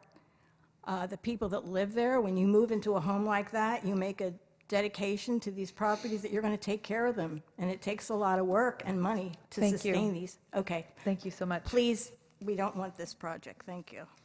Next up is Linda Tugay. Somebody left this here. I don't know what this is. What? Oh, okay. Oh, okay. Thank you. Oh, there you go. Good evening. My name is Linda Tugay. I live at 733 Shealy Avenue. I'm the woman who lives next door to this project. The staff analysis states that, quote, "The proposed use at the location requested will not adversely affect the peace, health, safety, morals, or welfare of persons residing or working in the surrounding area," unquote. I strongly disagree. The hotel services area will face our neighborhood. That means delivery trucks, laundry trucks, food trucks, liquor trucks. The dumpster area will also face our neighborhood. When the bar and cafe close at midnight, there will be noise from the trash dumping and the clinking of empty beer bottles being thrown into the dumpster, in addition to the noise from the dumpster pickup at 3 o'clock in the morning every Monday morning. The Uber, Lyft, rideshare area will also face our neighborhood. Since there is a lack of amenities in the area, guests will be driving or taking rideshare to the shopping mall and outside restaurants. There will be slamming of car doors 24/7. There will be a 3,000 square foot open rooftop terrace open until 10 o'clock at night, 120 feet from my bedroom window. Although the hotel will not serve alcohol on the terrace, it does not preclude guests from bringing their own alcohol to the rooftop, and noise carries at night. What impact will it have on our neighborhood when the bar closes at midnight and patrons get in their cars to leave? How is it good for our welfare to have a bar within 150 feet of homes with small children? Hotels and hotels with bars tend to attract prostitution. Just visit the bar at the Rosewood Hotel on a Thursday night. A project 64 feet high in an historic neighborhood of mostly single-story residential homes is not the best use for this site. Thank you. Next up is Rob Catcher, followed by Susan Watanabe, Gay Gutnick, and Lori Catcher. Okay, hi Commissioners. Thank you so much for having us out here. I am a 17-year resident of San Jose. I absolutely love the city. I am very excited about the development that's happening in the surrounding downtown area. I think the city's on a great path. I'm very excited about the interest that that development has attracted to this property. This property is in need of development, redevelopment, and we welcome that as residents. I am equally opposed to the development of this plan for a very simple reason. It is an inappropriate use for this location. Let's talk about the location. The corner lot, 623, is zoned NCC. NCC, as I read it, is intended to serve the community and to provide a transition or a buffer from other development. We know Stockton's changing. Okay, I'm excited about that. Well, when we moved here 17 years ago, it was a scary walk down Stockton. Okay, Stockton's in a much better place, and that's going to continue to improve. But I look 5-10 years down the road, Stockton's going to change, and we need that property to be a buffer to this neighborhood. This neighborhood is made up of single-family homes, mostly single-family homes, mostly built between 1880 to 1920 on all three sides. It is a beautiful, beautiful neighborhood. If you haven't seen it, please go walk it. Okay, so, okay, my time's counting down real quick. Does San Jose need hotels? Yes, it needs more hotels. There's much better places. The Dearborn Station area, that Alameda Urban Village, those are excellent locations for hotels. They're provided for in the plan, and I urge the commissioners to please reject this proposal and protect this neighborhood and ensure that that property is developed in a way that serves the community and respects the adjacencies. Thank you. Thank you. Next up is Susan Watanabe. I'm sorry, I'm the coughing person, and hopefully it won't happen. But so what I want to address a couple things here is that this neighborhood is a beautiful neighborhood, like so many people have said. It's got houses that were built pretty much in the 20s, some in the late 1800s. They're not very close together. The street's kind of wide. It's very peaceful and calming. You see a lot of people walking our neighborhood. And I actually think this neighborhood is an asset to the city, actually being close to where people are visiting, because if I go to a city, I'm actually interested in finding if it has nice neighborhoods to drive through or walk through to know the city. And because it's historical, I think it's an asset to keep it nice, to keep it lovely for advertising for visitors. In fact, I saw one of our neighbors had a brochure that said, was titled Garden Alameda Walking Tour. And then the other thing I want to say is, well, I think we were shocked when we all want this area, some development to go there, but to see a 5-story hotel coming in, because it seems so inappropriate for at the end of a street where it's residential, but also because it's what am I trying to say? You've got single-story houses, and then bam, up to 5 stories is shocking. But I'm concerned about the traffic because there's not enough parking for the rooms. So the developer thinks that people are going to take other kinds of transportation, Uber and other types of ways they're going to provide to get people where they want to go. But if that doesn't work well, then I think he's assuming our neighborhood is just a fine place for all these guests to park. Visitors there will park in our neighborhood. And also, if they're using Uber, I know he said he's got a drop-off place. Thank you. So next up is Kay Gutnick, followed by Lori Catcher, and then Matt Dolercio. And just a reminder, there is a timer up there that you can look at and see when you got to stop talking. Okay. Thank you. I am Kay. I live on Shealy Avenue, and I'm opposed to this project because I believe it is inappropriate for the location, which is in and adjoining 2 historic subdivisions. So first, I want you to know that while these subdivisions are not yet officially designated historic districts, our packet to be considered for such is now in the hands of Juliet Arroyo, the city's historic planner.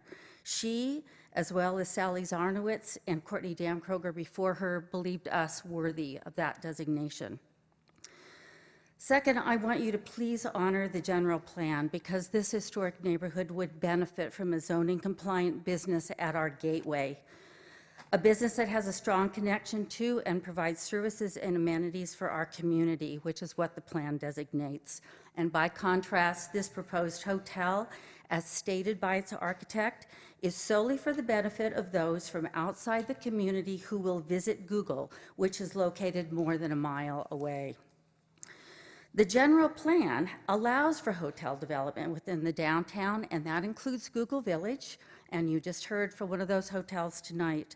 Additionally, the specific plans for the Dearborn Station area, the Alameda Urban Village provide for hotels near Google, as well as dining and other services needed by outside visitors, unlike our residential neighborhood.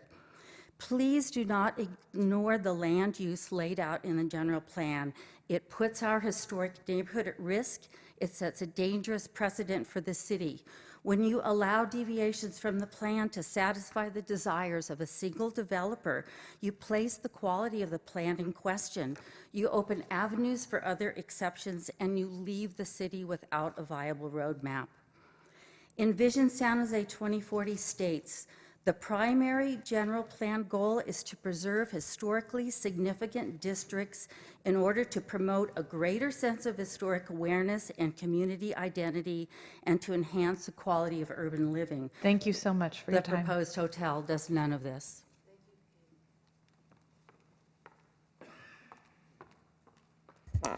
Hi, good evening, commissioners. First of all, just want to thank you so much for your work and your time, and thank you for those of you who have responded to my email regarding this issue. I want to make it clear that I am not against development. Many of us are not. We know that San Jose is growing, and we live near the downtown core. That's happening. That is made clear in the 2040 general plan that the east side of Stockton Avenue should have higher density commercial uses. The west side of Stockton Avenue should remain, 623 Stockton is now a Victorian home, should remain residential, and 615 is called NCC, which other people have described here. I don't need to do that again. I think that approving this project would be detrimental to our neighborhood, but not only to ours, to other neighborhoods in San Jose in the future. A great city is not built hodgepodge. Building a great city, as you commissioners well know, takes careful planning, lots of time, lots of money, and lots of research. That is what San Jose's general plan is. It's the careful planning to grow a great city. I understand that general plans are reviewed. I believe it's once every 4 years. There's a review process that you go through with the general plan to make necessary adjustments for things like affordable housing that we highly need, which someone earlier talked about, to maybe see if the city is meeting its goals. But I don't believe that in those review processes someone says, hey, I know, let's scrap the plan and build a city hodgepodge. Let's put a 5-story hotel in the middle of a single-family neighborhood, surrounded by single-family homes on 3 sides. Commissioners, when have you gone to a top 10 city in the United States and stayed in a hotel surrounded by single-family residences on 3 sides? Thank you so much. Thanks. Next up is Matt Palercio, followed by Marshall Woodmansee, Steve Crawley, and then Kathy Gonzalez. Thank you. My name is Matt Palercio, and I have lived on Shealy Avenue with my wife and family for 36 years. And in those years, I've worked diligently on doing restoration type of work on those houses on the block on Shealy Avenue. And Shealy, on the north side of Shealy, it started being developed in 1888, and on the other side of Shealy, onto the other neighborhoods, they started, I think, in the early 20s and went to the late 20s. And so I have my bias. But when I first saw, and again, I share the concerns of my neighbors as far as on all these other issues, but I'm a little bit shallow when it comes to design, because when I first saw the elevation, I was absolutely shocked. And I'm not an expert, but I went to a little bit of trouble in getting the guidelines, single-family design guidelines in San Jose. And I'm not going to read you it, but I'll read you the table of contents. And one is neighborhood patterns, elements of house design, relationships to adjacent properties, and architectural styles. And so someone took a lot of work in creating these kind of standards. And I believe in their importance. And it is a terrific neighborhood. And even though it goes from Victorian to 1930s, there seems to be still architecturally a relationship there. And when you see this building on Stockton Avenue, it wouldn't be even a distant relative. Thank you very much. Thank you. Next up is Marshall Woodmansey. Hello, Planning Commission. Good evening. My name is Marshall Woodmansey. I'm a candidate for San Jose City Council District 6. All of my neighbors sitting here today is the reason why I ran for city council, am running. It's because my neighborhood, the neighborhood that I grew up in, played football in, the kids that I grew up with that are now in college, is just a bunch of rectangles and dollars and cents to the city government. Community resiliency, community strength, the strength of my home, my family's home, and the homes of all my neighbors is at stake here. Now, I understand that the Planning Commission, morals don't come into your decisions. It's a legality issue. And when it comes to fighting this project, you do not have to rezone 623 Stockton to be commercial. And that is what I implore you not to do. We are in a housing crisis. Do not rezone that building because the mayor and the city council wants you to. Because economic development cannot come when it hurts people. People over profit has to be our MO going into the future. And this is my first case as someone in the political sphere fighting for the people to ensure that going into the future, we have a livable future, one that is free from crime and transience and lack of community. Thank you so much. Thank you. Next up is Steve Crawley, followed by Kathy Gonzalez, and then Edward Somm. Good evening, planning members and all my neighbors. My name is Steve Crawley. I emailed all of you last Friday, so I think I've made my case on, the legalities or the rezoning. I just wanted to emphasize that I really don't think it's fair that the NCC designation has been adjusted to accommodate one developer to the detriment of, there's 211 homes in this Garden Alameda area because I canvassed them. I went out and told them about this meeting and asked them to email you. And it is a great place. So it would be to the detriment of many to the benefit of one. It's totally inappropriate, but I won't belabor that. What I wanted to people talked about the neighborhood. I want to talk about the people in the neighborhood. I've been there 20 years. It's when I come home from work and I get off the Alameda and turn on Shealy, it's like an oasis. I see my neighbors, I wave to them. The notion of driving down Shealy to see the Victorians and the Spanish-style houses and my bungalow, and at the end, a 6-story hotel would ruin my evening dream.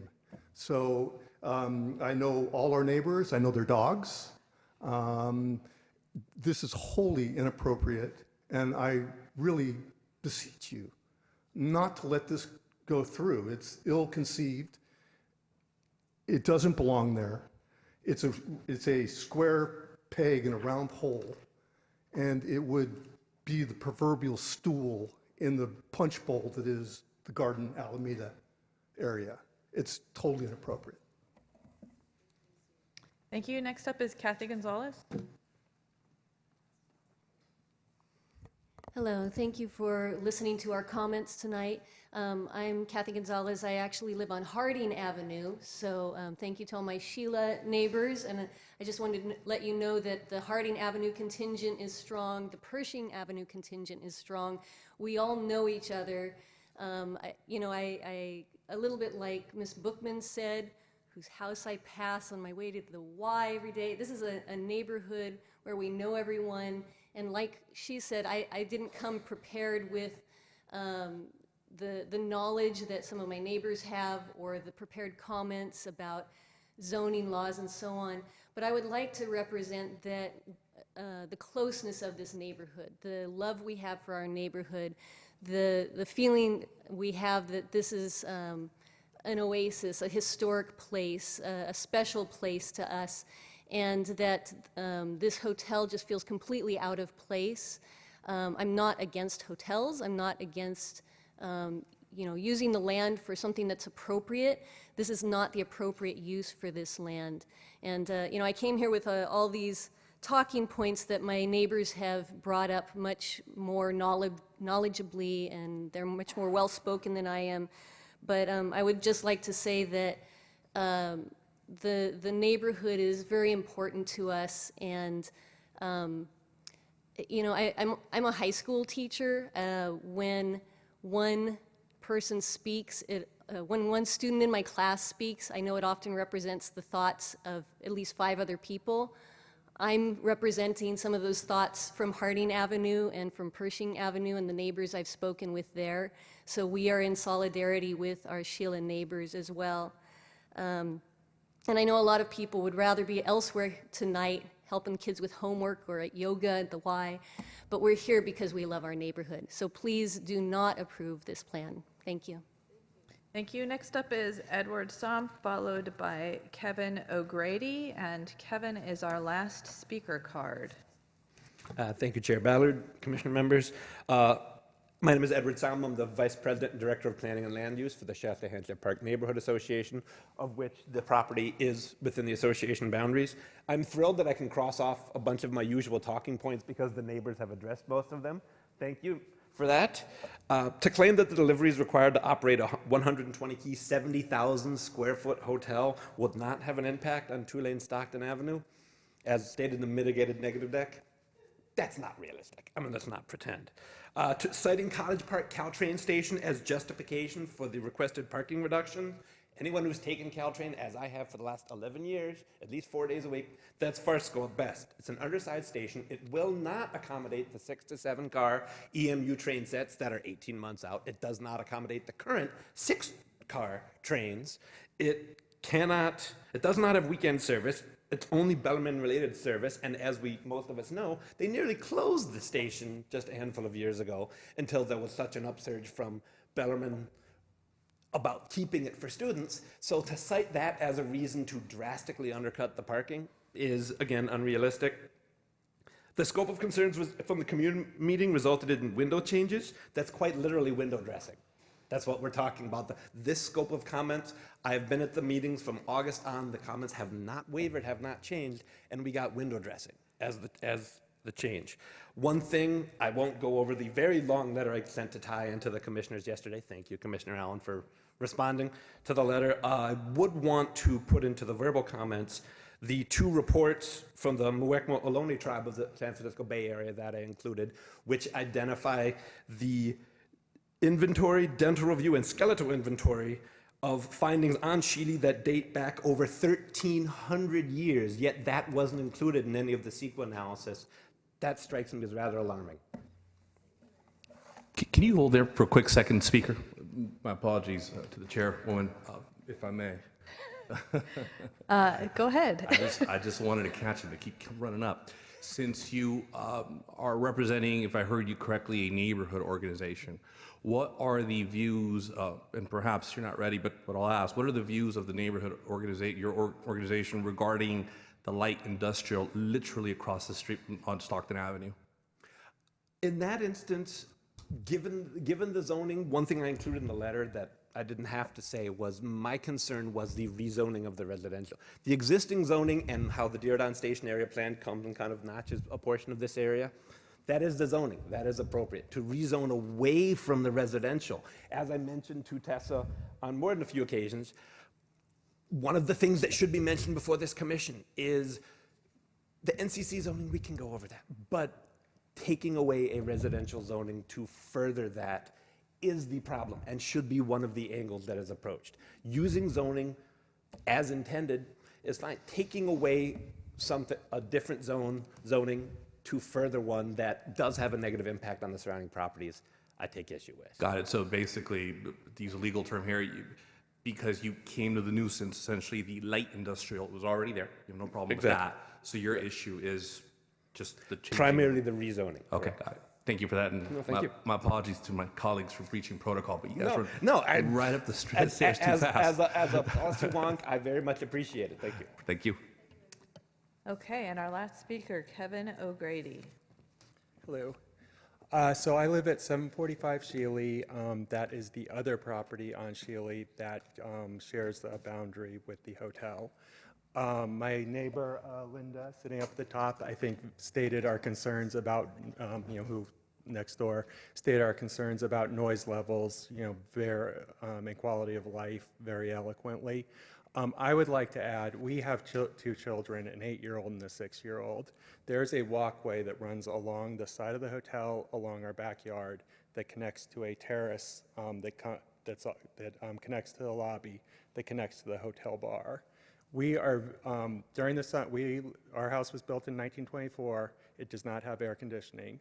We are very concerned about the amount of noise, the people, the smoking, the people who are drinking in the bar, coming out onto the terrace along the walkway and being within such close proximity to our children who will be sleeping, 3 months, 4 months out of the year with the windows open. The other concern we have is the traffic and the Uber traffic. Our kids play with their friends who live directly across the street. They cross the street multiple times a day. The easiest way to get out to the freeway is take a right on Shealy, take a right on the Alameda. That's going to change the traffic flows. It makes it much more dangerous for our children, makes it much more dangerous for the children across the street. Our neighbor next door has 3 grandchildren that are growing up. Makes it much more dangerous for them. So this hotel does not belong here. Very opposed. Thank you. All right, so with that, let's see, we bring the applicant. Do I close the public hearing first or bring up the applicant? I forget now. All right, going to bring up the applicant for a final 5 minutes.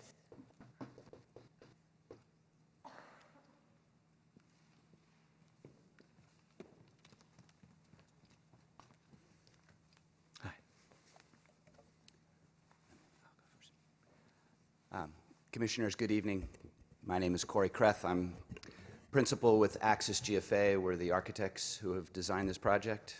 My associate, Rory O'Connell, who you heard from earlier, is the design associate on the project. And I'd like to introduce Mr. Alan Wynn, who is the project sponsor. He is here. He's a resident of the community.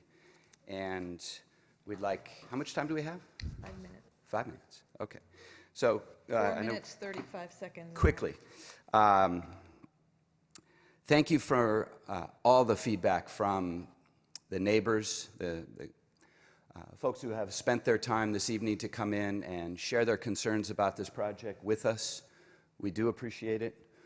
We heard from you all at the neighborhood outreach meeting that was held back in August. So I can assure you that all of these comments that we're hearing tonight are very consistent with what we heard back then. And we listened hard then, and we believe that we have a project that actually is very appropriate for this site. It's consistent with the zoning.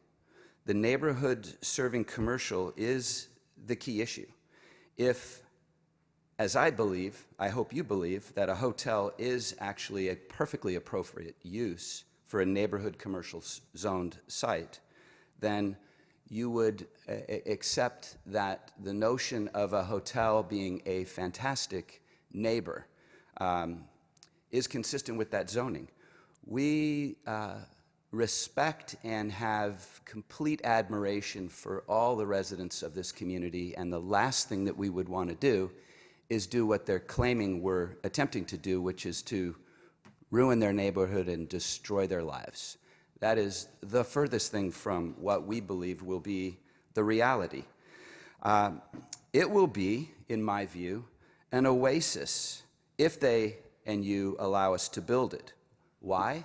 Because it will become a place where people gather, people come, friends from out of town will book and stay at this hotel. They will be invited to come as their guest to hang out, to enjoy it, to eat there, if they choose to, perhaps have a drink there, go up to the roof and hang out there and be amongst us, all of us together, neighbors. It makes perfect sense. The comment and question from Commissioner Bonilla, I think, was spot on. We have along Stockton, which is a changing thoroughfare, already a more intense use across the street. I think the long-term vision of the general plan was to see the neighborhood commercial uses along the west side of Stockton become more predominant and act as an appropriate buffer to the lower density single-family residential to the west. And so, to conclude, I do believe in the vision of Mayor Liccardo. I do believe that finding balance in development and bringing jobs to the community is a priority. A hotel is a consistent aspect of that. And the number of jobs that will be created here quite possibly will become a place where the children of folks who live in this community might well be employed. The constant reference to it being a bar, I would like to diffuse. While, yes, there are alcohol sales as part of a typical hotel operation, this is far from a bar. People are not coming here from outside to drink at a bar. They are guests of a hotel who will enjoy a glass of wine with their meal and then go home, or go upstairs quietly to go to sleep like the rest of everybody who lives in this neighborhood, because a hotel is not a noisy use, it's a quiet, appropriate neighbor. The brand that our client has chosen to select for this site is called Even.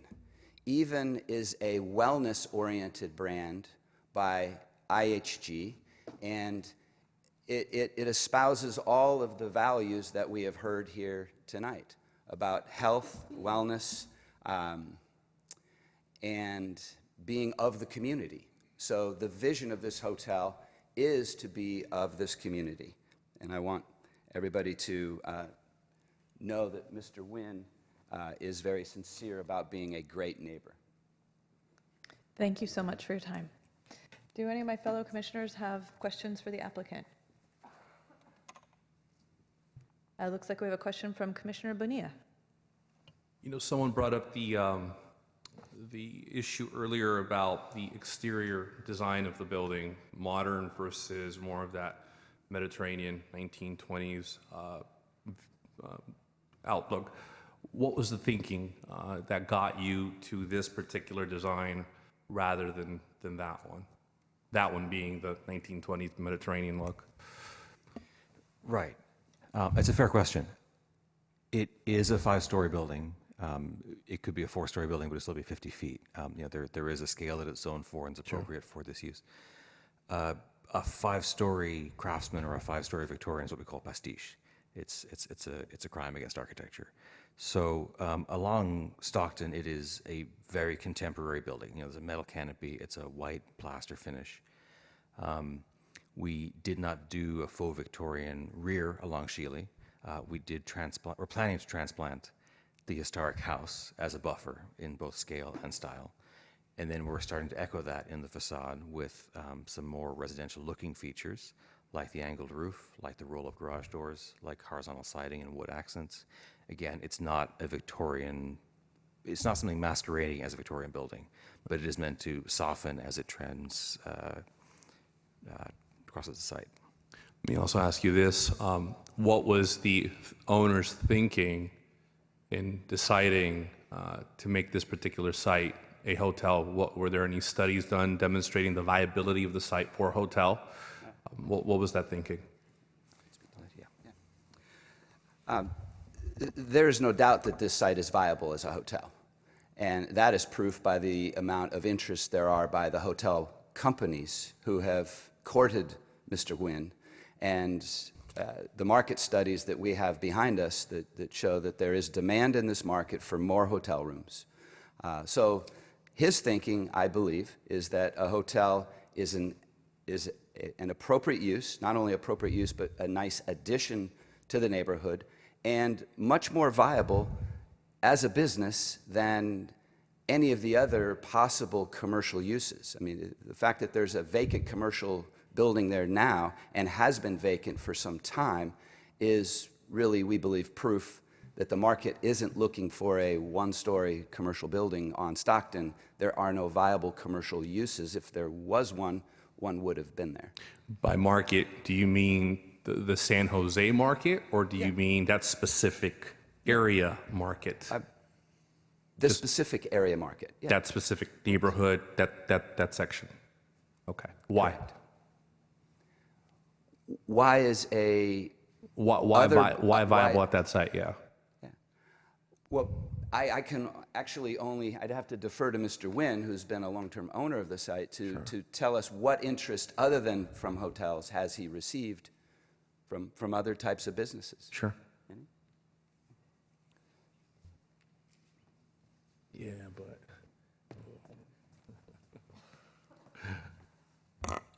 historically, that site was developed by a previous owner. He proposed a school, and it was rejected by the neighbors and the city because it's situated right in front of an industrial zone.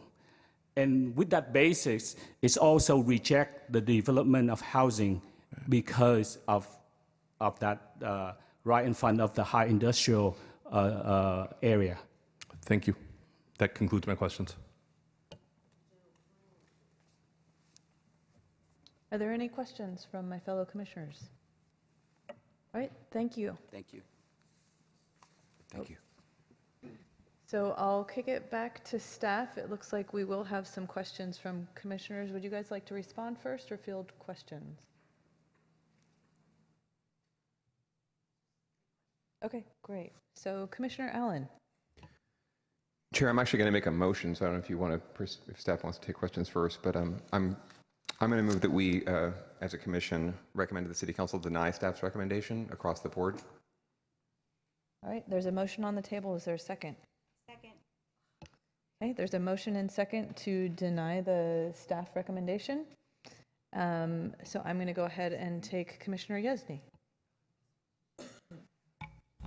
Excuse me. Thank you, Madam Chair. I have some questions for staff. The first one is Stockton designated by the general plan as collector, arterial, anything, or is it just an undesignated street? Good evening, Manti Ben-Waite, Public Works. Stockton Avenue is designated as a collector street. I'm sorry, I couldn't hear you. Sorry, Stockton Avenue is designated as a collector street. A collector, minor or major? Minor. Thank you. Also, it wasn't exactly clear to me from the staff report as to why this project requires a special use permit. What is it about the proposed use that triggered the SUP? The SUP was triggered for the outdoor commercial uses, which are the roof deck and the outdoor balconies, within 150 feet of residential uses. So if they had not had the outdoor activities, it would be allowed by right? The use, I mean, not the Yes, building. it'd be a site development permit, correct. Right, thank you. I'm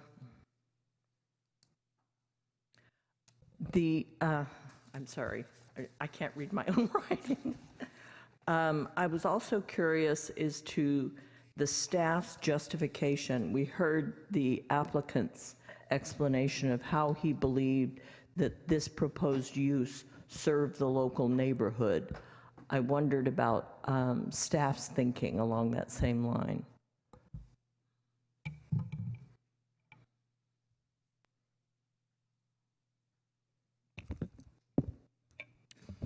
So staff looked fully at the definition of neighborhood community commercial. This reads as, the neighborhood community commercial designation supports a very broad range of commercial activity, including commercial uses that serve the community in neighboring areas, such as neighborhood serving retail and services and commercial professional office development. Neighborhood community commercial uses typically have a strong connection to and provide services and amenities to the nearby community and should be designed to promote that connection with the appropriate urban form that support walking, transit use, and public interaction. General office uses, hospitals, and private community gathering facilities are also allowed under this designation. The designation also has a floor area ratio definition. So holistically looking at the neighborhood community commercial use, it allows a broad range of commercial uses. This has been done in other hotels have been done in other NCC neighborhood community commercial land use designations. Secondly, what we looked at was the actual urban form of the proposed project and how it respected and responded to the neighborhood. So as the applicant presented, they have made strides to, one, move the mass of the hotel away from the residential neighborhood and towards the corner of Stockton and Shealy Avenue. They're also encouraging pedestrian activity and bicycle through their design, which pushes the building up towards the street frontage, which is shown to encourage pedestrian activity on a street, and having large storefront windows along that corner piece of the project and away from the neighborhood.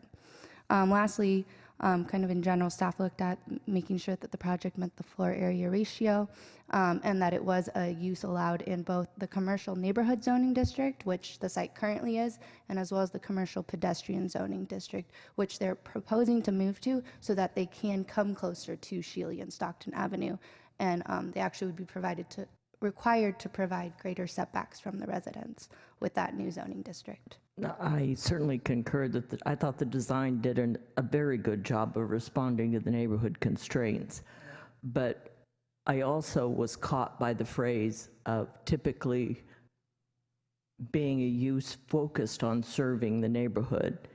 And so while the use is allowed in both zone districts, it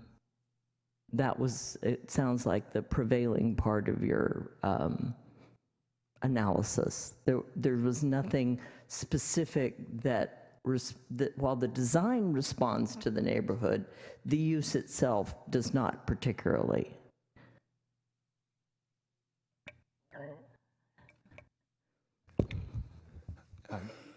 Jared Hart, Planning, Building, and Code Enforcement. I think with generally with the neighborhood community commercial designation, while it references that it includes uses that would be typical of would serve nearby neighborhoods. It allows a broad range of uses. Even hospitals would be one example that it calls out, which typically might not be neighborhood serving. I'll bet the neighbors wouldn't agree. Right, hospitals, yeah, I guess it would normally be more regional serving. So point being that it does allow it's a broad range of commercial uses, offices, as well as hotels, and certainly hotels have been approved on properties that are designated NCC, as Cassandra mentioned. Thank you. I wanted to go ahead and ask some questions, and I'm wondering if any more of my colleagues might have questions. So I'll jump in the queue and then call on Commissioner Griswold. I think I have three main questions. One, heard from a lot of folks who came down and testified terminology around zoning and general plan amendment, and I'm just wondering, because I feel like there might have been some confusion on what exactly we're doing, what exactly these things mean, and what our authority is here, and why this might be different in terms of a general plan amendment versus zoning. So I was hoping you could just clarify exactly what we're being asked to do here tonight, not only for us, but also to help folks in the audience understand that as well, because I felt like there was some confusion around that. Sure. And in like layperson's term, like dumb it down for us. So the project site has 2 parcels. And so I'll start with the general plan amendment. So this is the overarching kind of plan for the city. The corner parcel, the one on Stockton and Shealy, that one has a neighborhood community commercial general plan designation. So that one will not be changed in this proposed general plan amendment. The one next to it, 623, I hope I'm not mixing up my addresses. The rectangle. The rectangle is currently a residential neighborhood general plan land use designation. This typically supports densities up to 16 dwelling units per acre if the rest of the community has that. But typically you see this for like single family neighborhoods. The applicant this project is proposing to change that parcel to match the corner parcel to be neighborhood community commercial, and that has that big definition I just read a few moments ago. Step 2 is a conforming rezoning. So both of those parcels, the corner parcel and the long rectangle, are commercial neighborhood zoning districts. So that long rectangle parcel is currently not in conformance with its general plan layer. The general plan layer is a residential layer. The zoning layer, which is kind of the next level of rules over the property, is a commercial zoning district. They are proposing to go from commercial neighborhood, one name of a zoning district, to commercial pedestrian. If you look at these zoning districts side by side, they're both commercial zoning districts. The commercial pedestrian zoning district places a higher emphasis on pedestrian walkability, and so the biggest difference turns out to be mostly on the front setbacks along streets because they want to push the buildings up to create walkability, and the commercial pedestrian zoning district also doesn't allow auto uses. So by switching to this zoning district, they'll actually get more restrictive than they currently are. And then last part is the special use permit. So every development in the city, except for single family homes under a certain size, have to get some type of review by the city for the proposed development. In this case, it's a special use permit. So that will review the hotel's form overall. And it's a special use permit because it's for the outdoor uses that are commercial within 150 feet of residential. Thank you. So some other questions. So under the current general plan designation that exists there today, because my understanding is that kind of takes precedent. That's what we first look to, right? That's takes precedence, I guess. So ideally, when we as a city, in some way, shape, or form, establish that designation, do you know, like, what was the city thinking in terms of, gee, we have this neighborhood, it's got these really wonderful old 100-year-old homes. What would be ideal here is X, because it is just that corner that is red in terms of general plan designation. So I'm interested to know, like, when did that happen, and what was the vision around that? What did we ideally want to see there to help that community be better?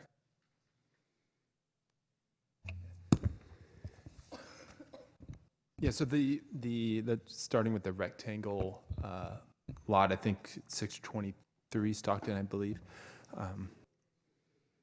Thank you. Okay, so 615 Stockton, where the current home is located, the historic home, that's designated residential neighborhood, and I think it's designated that way because of the current use on the site, being a single family home, and then the corner parcel is probably historically been commercial, and so it was given the neighborhood community commercial designation, which is designation typically, it's a commercial designation that's typically going to be located nearby residential neighborhoods, which is why it speaks to kind of neighborhood serving uses, but it's a commercial designation, so it allows a broad range of uses. In this case, I think one thing staff looked at as we analyzed this project was that there's going to be relocation of the existing historic house on the site that would stay on the site, which was a component of that residential neighborhood land use designation. So in terms of just the designations itself, I mean, that's the designations are primarily match what the existing uses are today. I just want to clarify that the single-family home, the form is single-family home, but it's actually active as a commercial use.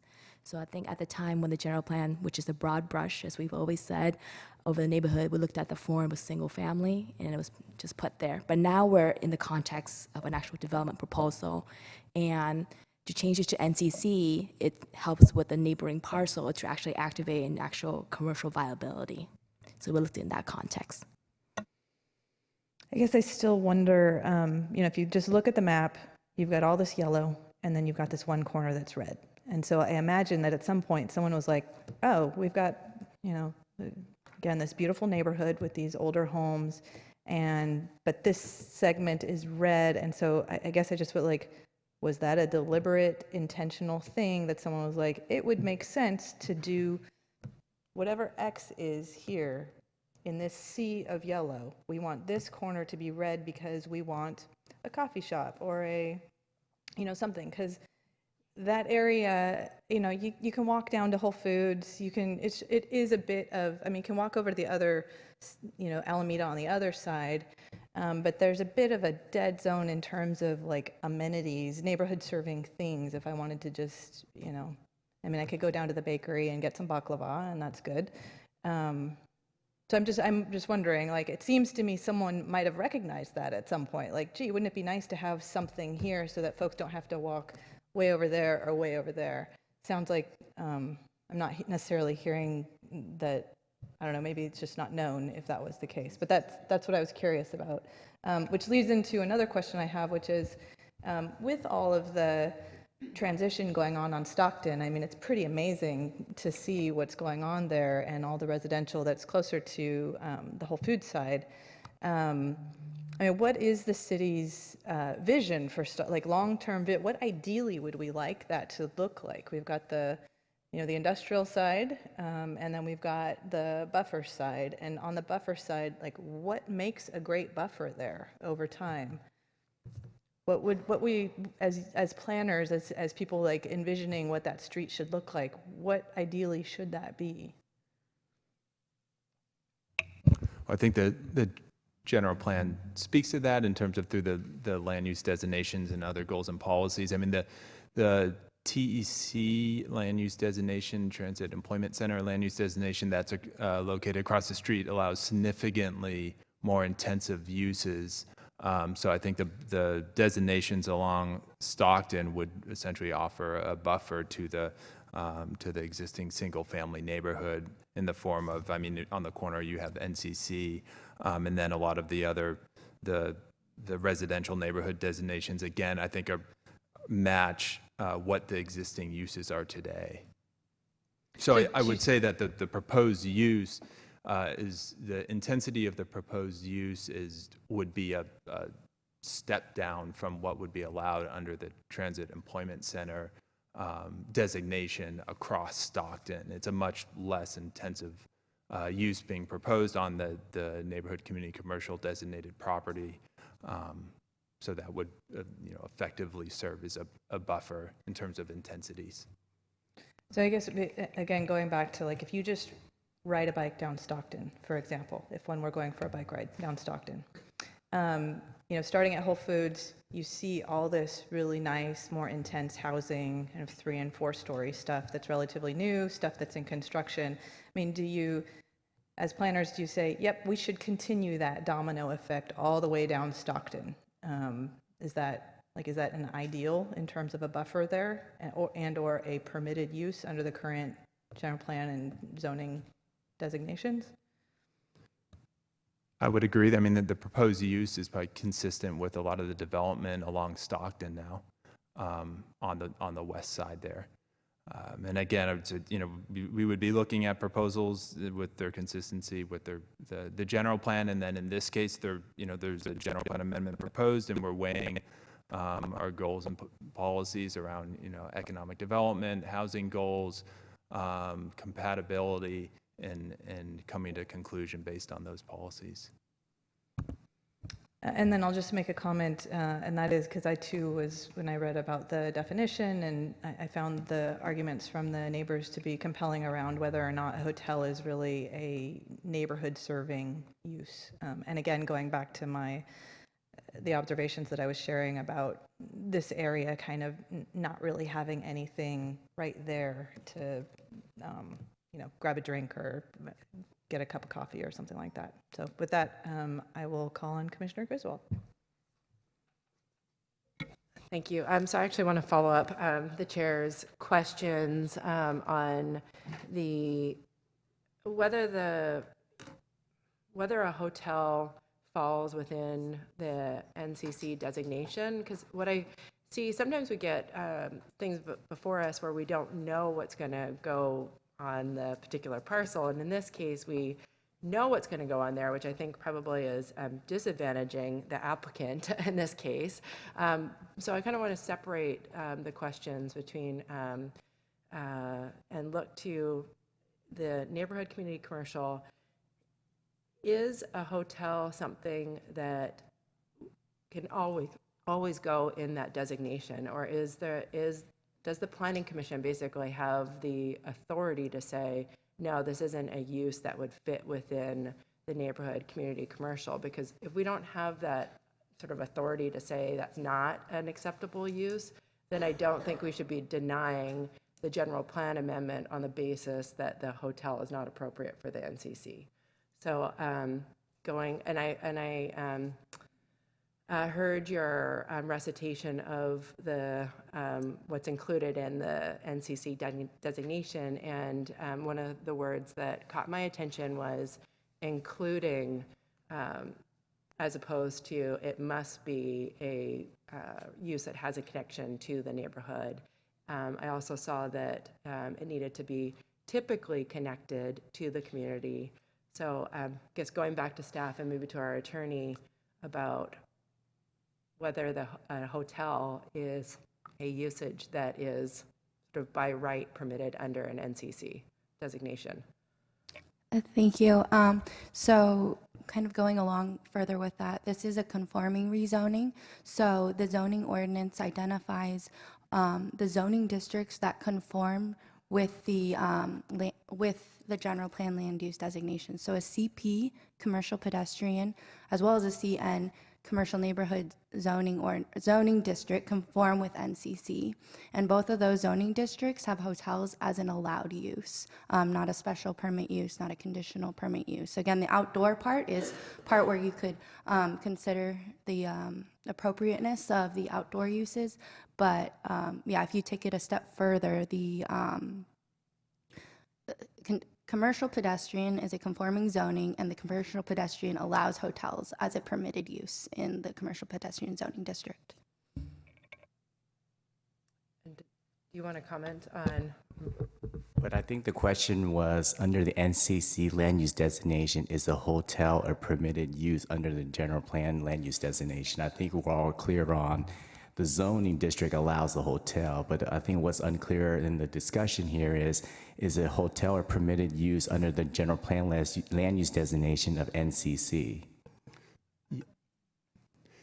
Yes, I mean, the zoning ordinance effectively implements the general plan, and in this case, CP is, it's a conforming zoning district to neighborhood community commercial, and then the general plan describes kind of the broad range of uses that are allowed, and then the zoning code's going to take that further step and really define what exact uses are allowed and what types of permits are needed for those particular uses. And in this case, a hotel use is allowed in that zoning district that is implementing the neighborhood community commercial land use designation. And am I also correct in that in making our decision as commissioners, we really should not be looking at what the proposed usage is on the property as a determinant of whether we grant the general plan amendment or not? Because the applicant could always withdraw their site development permit or special use permit, and they could change it. I mean, we see it both ways, where the applicant comes and says that they're going to put affordable housing, and then they put market rate, or they say, I'm putting something that the neighborhood doesn't want, and maybe that changes. But are we supposed to be considering the proposed site development permit in our analysis of whether to grant the general plan amendment? So a general plan amendment is a legislative act which gives the Planning Commission significant deference in terms of the different rationale to support your decision. You're not bound by no findings are required to approve or deny a general plan amendment, unlike a permit that requires specific findings. So there's significant deference to the Planning Commission to weigh a number of different factors in either approving or denying, or recommending approving or denying a general plan amendment. Then I also wanted to, get a little bit more information on the record about the general plan and the potential development of the site across on Stockton. I think maybe it was a year or year and a half ago when there was a city-initiated general plan amendment that changed that big swath of land to Transit Employment Center. But my understanding and looking at what can be done on that particular site is that it's extremely high density, and it includes the ability to put large hotels that must be at least 4 stories, over 200 rooms. So if you could speak to, I guess, what the future holds potentially for the area across on Stockton, because I think that does inform whether this particular area on Stockton should be a buffer, or whether it is. We need to know what it's buffering and what it's transitioning from. The Transit Employment Center general plan land use designation, it allows floor area ratio up to 12.0, and you're correct that the uses allowed under the TEC land use designation are much more intensive, and are support. The designation supports intensive uses, office, R&D. Those types of uses would be allowed and envisioned in the TEC land use designation. So yeah, a much more intensive use than something in the neighborhood community commercial designation. I've got no further questions. Commissioner Oliverio. Thank you, Chair. Thank you to all members of the public that came to speak this evening. I'd like to let planning staff know that I'm not receiving these emails, so if I could talk to someone after, that would be great. But I did read all the comments that were part of the report and obviously listened to your comments. I think Marshall Woodmansey denotes the sort of the overall realm of the Planning Commission as a difference between that and City Council on legal versus moral. And my viewpoint has been to, if it matches what's designated on the map and professional planning staff makes recommendations, then that's, especially when there's the step of the City Council, then it's really the deference of the City Council to approve or deny. Recently in the news, we saw similar items come before the council on 20-story hotels next to historic buildings with 0 lot line and no parking. And the planning committee and our City Council approved both of those unanimously with some with opposition.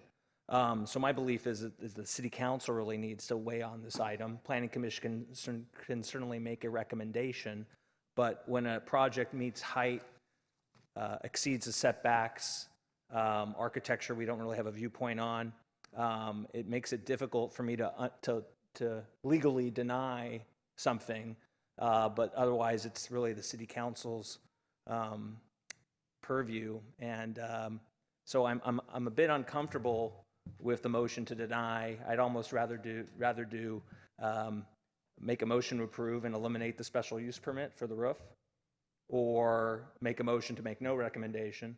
But I'm uncomfortable denying when we very well knew in the city, and Michael Brio, you should be the one speaking on this because you were at the General Plan Task Force for 4 years and you're doing the update, that Stockton Avenue was planned for major changes. And I think if we don't have that discussion from you providing feedback to the community, then that's a loss for really, because then it's setting us up to look bad to the neighborhood, when the fact and reality is that the general plan is really planning to do intense development on both sides of Stockton Avenue. And so I'm just having difficulty with the motion on the floor. I do want to clarify something.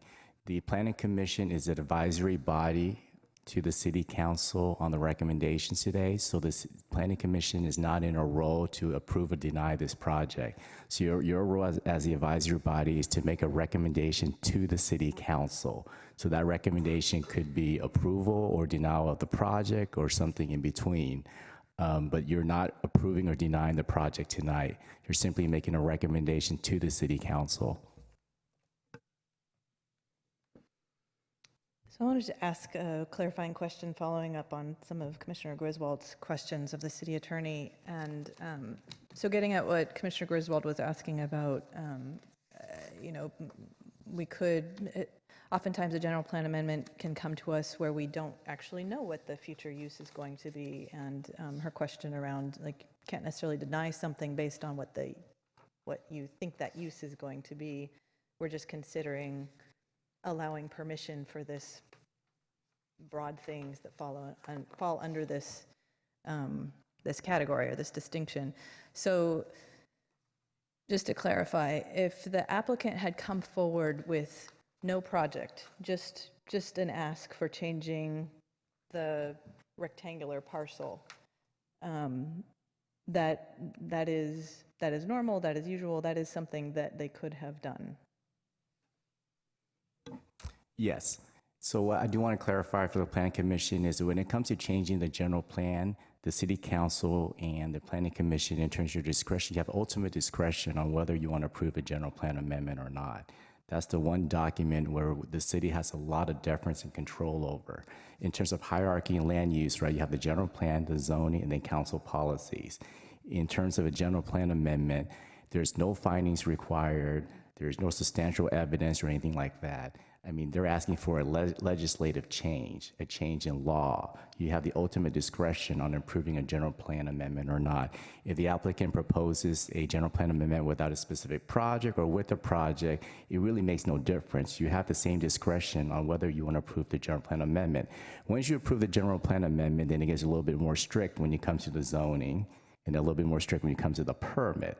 But none of that really comes into play until you approve the general plan amendment, which allows the project to even move forward. So the Planning Commission and Council have almost ultimate discretion in terms of whether you should change the general plan or not.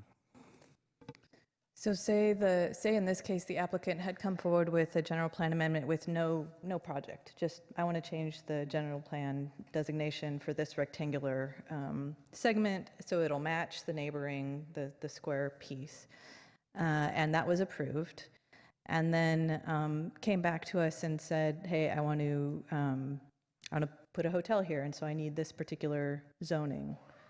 I'm just trying to understand, like, at that point,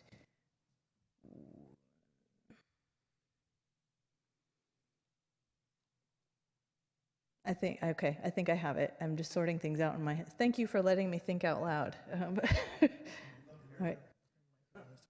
Oh, Mike, did you want to? Well, so I was kind of hiding the audience, and Commissioner Alvario called me out, so let me just step in. So let me make this clear that Stockton Avenue in the general plan is envisioned for significant change because of Deferrals Station, which is going to be the most probably transit-rich, best transit service west of Mississippi, maybe after Union Station in LA, more than San Francisco.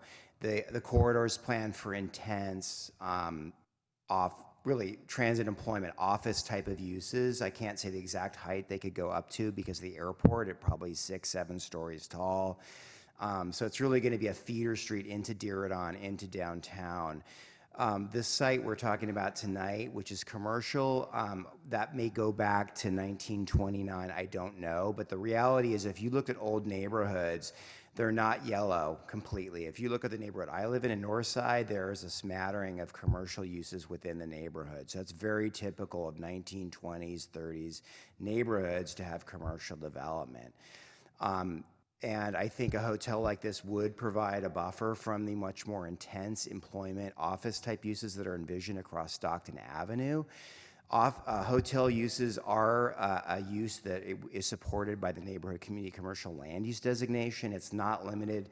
If you define a hotel as not neighborhood serving, which I would differ with that, it does not mean that the NCC does not support it. As Commissioner Griswold says, it could include or includes, but it's not limited to. So I just want to make those clarifying comments.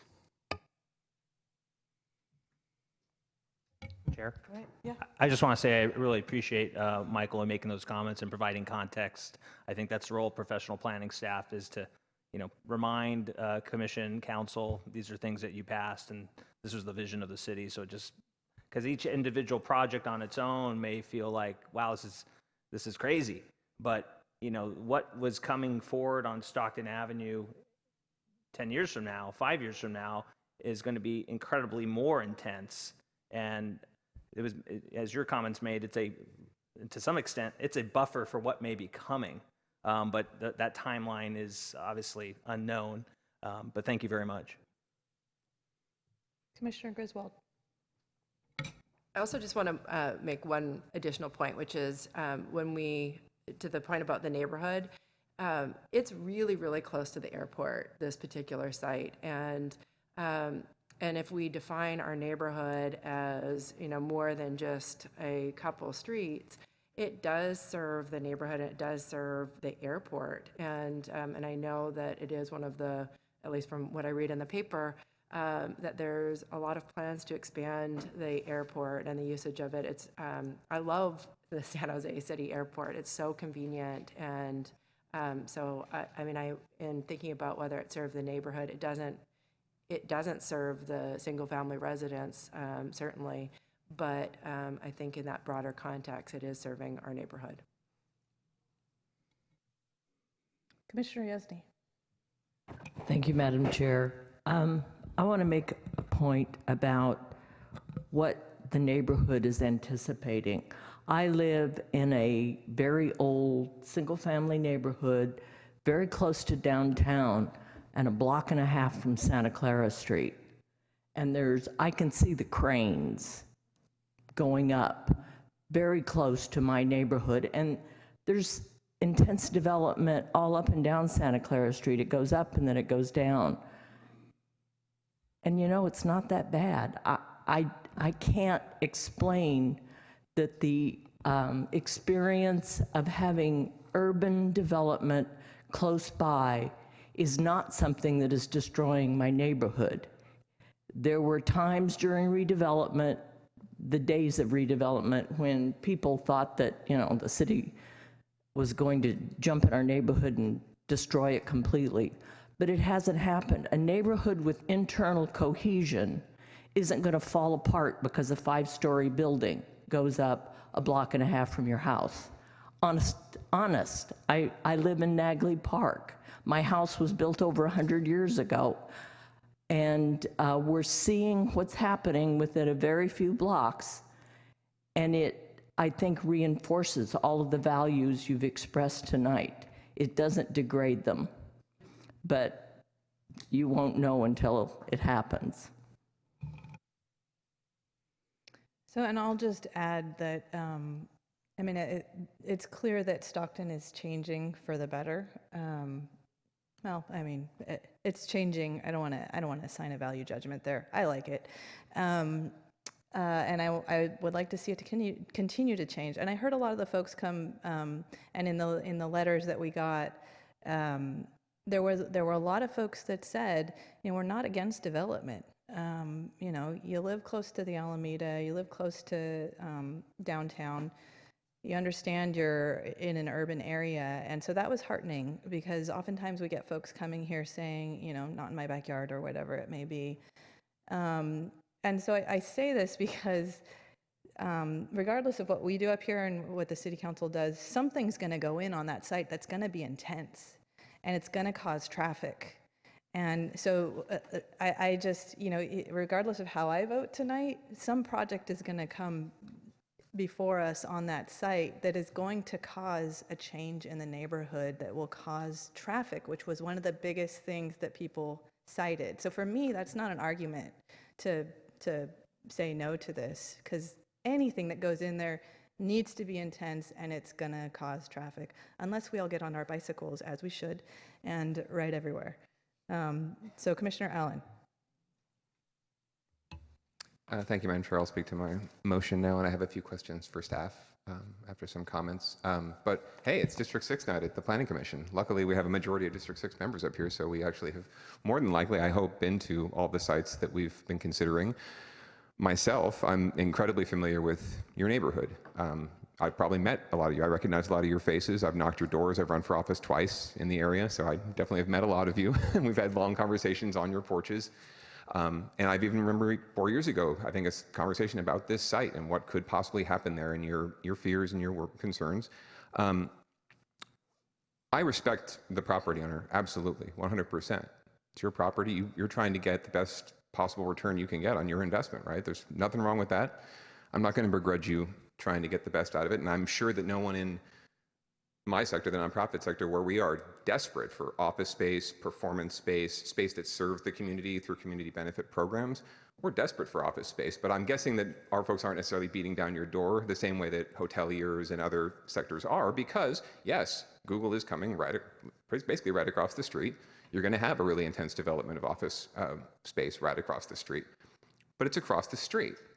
And it's in an area that's been designated for really intense development. Whereas this strip, even if you look at the surrounding general plan designation, is still neighborhood community commercial, which is, while it may allow for a 5-story hotel, even that isn't as intense as what we're talking about across the street. So I would differ in terms of what the vision was for Stockton, because the vision for Stockton on one side of Stockton is obviously one thing, the vision on the other side, and the people and the city and its infinite wisdom and the planning staff and the professional staff that Commissioner Oliverio cites decided that they weren't going to further intensify the west side of Stockton.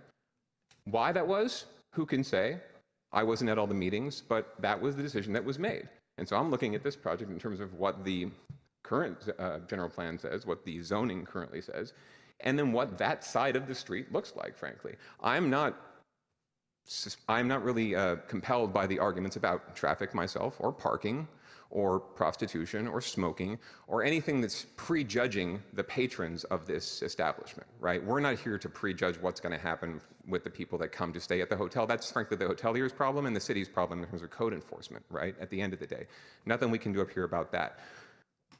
My concern, and frankly, my concern isn't even for the intensity of the building. I actually don't even think a 5-story building would be inappropriate there. What I do think is inappropriate is a use that is incompatible with the community and does not fit the general plan designation we are being asked to approve, or the underlying zoning that we're being asked to approve. With the neighborhood, really, if they wanted to, they'd come back and just change the general plan designation and maybe ask for the special use permit. It might be easier to approve, but it really, I'm going to get into why it doesn't fit in a second, but it was a really frustrating staff report to read. It was a really frustrating project to consider, because it felt like when the applicants were up here saying their piece, that everyone was trying to bend over backwards, twist themselves into pretzels, trying to figure out how we can justify this project within all of those layers that our esteemed attorney has so adequately addressed. And I don't see this very often. Occasionally this does happen, though, where we see a project, and we've seen probably 4 in my time on the commission, where staff is obviously trying to please a lot of different masters at the council level and ends up with a proposal, a staff report that I think is inadequate, and analysis that I think is inadequate. I don't think the applicant is trying to ruin anyone's life. I don't think he's trying to ruin your neighborhood. I'm going to tell you that right now. And I don't think you're out to do that. I agree with you there. We can't hold the applicant accountable for what their guests might do. I do think, however, you are a bit, at least the folks who spoke on behalf of the applicant, are a little bit tone deaf. I think you need to do a lot better job of reaching out to the community, as evidenced by the fact that maybe they'd be opposed to anything you want to put on the site. But the fact that we heard no positive comments, not one, here, in email. The only positive comment I received was on a Facebook post I posted about this meeting from someone who works in the mayor's office and happens to live on Pershing. So we can kind of see where their interests might lie.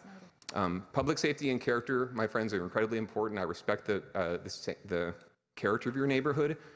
I worked at the San Jose Unified School District office, which is itself a building that is completely out of place, and how the heck that ever got approved in the first place, I don't know. It was 50 years ago. It was the Diocese of San Jose, so you don't want to piss off churches, right? So I know the neighborhood, right? And I understand how this doesn't fit, but even then, if it was an office space that really did serve the community, with organizations that serve the community, with businesses that serve the community, I would be fully on board with this, frankly. But as it stands, I can't. I have a couple questions related to the staff report and related to why I'm made a motion to recommend denial. The first question I have is, it could just be because it's all tied together in this proposal. We're considering all the different layers at once, but this was submitted in Halloween 2018. Is there a reason why it took more than a year and 3 months to get to us? It doesn't seem like an enormous project or something that requires a ton of work like some of our larger scale projects. So I'm just curious why it took so long to get here. Because it's a general plan amendment. General plan amendments can only go during certain windows. So when it was submitted in 2018 Halloween, it missed the 2018 window and had to go in the 2019 window. We are still in the 2019 window. Just wanted to clarify that we were still in the 2019 window. Thank you. one thing, it's come up a lot tonight, actually. It was brought up by a couple of commissioners about the layers, right, and what we're considering and how we're considering the different pieces of this project and how that influences how we might vote. For example, I think Commissioner Griswold might have said, well, if we were just approving the general plan land use amendment, actually, I might go for that because it fits, right? But we know what's going in there, and you're right. I think it did bias some of us against the applicant, but at the same time, that's not really why I made the motion to oppose. It really is because I don't think that the staff analysis is adequate here. I don't think that we are judging it based on what we should be judging it. It seems like we see this a lot in reports where the project fits the zoning that's being proposed, but it certainly doesn't fit the zoning that's there. It doesn't fit the general plan designation that's there, and that's why they're asking for the change, right? So to the points that have been made before, why do we go through the process of having zoning and having a general plan in the first place if we're just going to take everything piece by piece and try and find a way to generate more revenue for the city by overturning our general plan? Staff report, page 6. Bullet point 6, land use policy LU 4.3. Concentrate new commercial development in identified growth areas and other sites designated for commercial uses on the land use transportation diagram. Allow new and expansion of existing commercial development within established neighborhoods when such development is appropriately located and designed and is primarily neighborhood serving. There's no if, and, or maybe if it happens to or it could in this statement. This is a land use policy that I'm now citing to say that this does not fit the land use designation that they are going for. This is something that's cited in the staff report as a policy that this project fits and conforms with. It does not conform with that. In fact, it is the opposite of that. So that's one area. The parking reduction. Not that I'm actually concerned about it, because I actually think it's adequately parked. It's a hotel. You're not going to see a whole lot of parking needed in a hotel, frankly. But the fact that you cite, as Mr. Somm pointed out, a station where I'm a Bellarmine alum, it gets 2 stops a day on weekdays, 1 in the morning, 1 in the afternoon, primarily for students. I get it that it is referenced that it is within, 8/10 of a mile of Diridon or something. I can't remember the exact number, which is great, and that is walkable. But the parking reduction cites the College Park station, which I think is wrong, is not valid, and is another reason why I'm voting to recommend denial. And finally, so those are 2 very key points where if you want to talk, legal or policy or the written word, there they are, right there. This does not fit what the project they're proposing with which involves a special use permit, does not fit what we are being asked to approve, asked to recommend approval of. And finally, as much as, again, I don't necessarily fall in line with the arguments about traffic and parking and crime that we do here on every project, no matter where it is or what neighborhood it's in, I do think that the staff report was a little unfriendly to folks who commented and expressed genuine concern about their neighborhood, in one case by signing a petition. And in the response to the petition, the responses were certainly on the merits of the petition, on the points that were cited. But there was one point on page 19 when staff notes that the petition references the 2010 general plan and notes that this project was reviewed and considered pursuant to the current governing general plan and Vision San Jose 2040 adopted in 2011 by the City Council. Fine. That's true. That's very true. That's a very valid point. It didn't need to be made in the staff report, frankly. It didn't need to be made at all. What I feel is it's demeaning. It's demeaning to people who took the time to sign a petition, to write up their thoughts as valid or as invalid or as out of left field or right field as they might happen to be. They are still residents of our city. They are submitting their thoughts to us, and they deserve respect. And I think that in general, that's what I would say to the applicant. That's what I'd say to staff. We need to respect the neighborhoods and their opinions. And when I say neighborhood, I do have a specific definition of neighborhood. It is the immediate surrounding neighborhood. It's the people in the city. It's not people coming to stay in a hotel. It's not someone coming for a job interview at Google. Maybe they do get to live in the city. That's great. And to hear the applicant, I was already, not to say anything negative at all about you, but to hear you suggest that, oh, well, eventually the kids that live in the community might work at the hotel. It was the most insulting thing I've heard tonight. That was so tone deaf. I'm very sorry. So, for those are moral reasons, those are emotional reasons, but I've cited 2 very valid reasons, and I recommend that my fellow commissioners consider those and consider the precedent that this might set if we continually override our own policies and override the intention of our community, of the council, of all the people, including Commissioner Oliverio, who served on the council during this process, during the general plan process, all the time you put in to craft these policies. I think we should stand behind them, much like a couple weeks ago when we were considering a car wash 500 feet from a car wash. We have a policy, we should stick by the policy. Sorry for talking so long. Thank you, Madam Chair. Commissioner Griswold. So I just want to make one comment, which is sort of in response to perhaps the tone of some of the comments that were just made. I really appreciate the time and effort that staff takes to prepare the reports.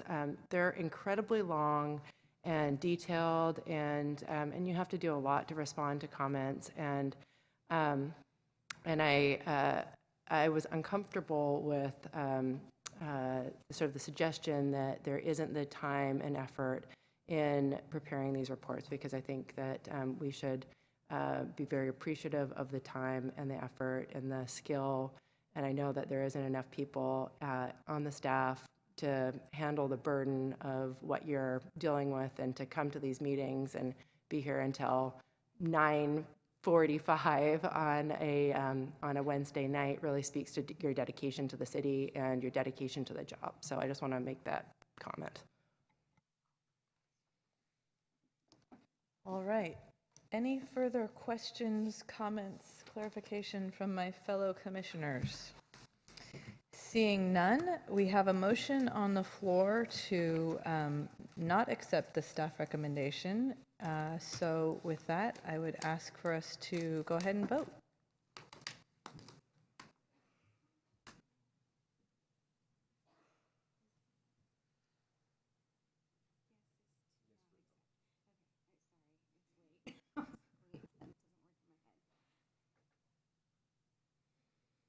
All right, so motion fails. I mean, motion passes, sorry. I meant the project is moving forward. Or actually, we now need a... Oh. Yeah, okay. Yes means denial, and then Yep, if you... no means... Yep, if you vote yes, it means that you are denying the project. You're recommending deny, right. Yes means no, and no means yes. Okay, so if you can clear and then redo. All right, there's been a request to try again. Is everyone clear? So if you vote yes on the motion on the table, it means that we are recommending against the staff recommendation. And the staff recommendation is to say, yes, we want this to move forward. Okay, fine. No more clarifying. If you vote no, it means that you want the city council to approve it. Yep. If you vote yes, Right. If you vote no, you want the city council to approve this project. All right. So, everyone ready? Go ahead and vote if you haven't already. All right. So, motion fails, which means that motion if didn't we pass, we need a new motion. if someone wants to put a new motion on the table. So Commissioner Griswold put a motion to approve the staff recommendation. Is there a second? A second by Commissioner Oliverio. Any further discussion on the motion or questions, comments? All right, let's go. Oh, sorry. Oh, go ahead. Suffice it to say, I believe staff will convey the discussion we had at the Planning Commission to allow the council ultimately to make that decision and balance all sides of the conversation. Thank you. Commissioner, Any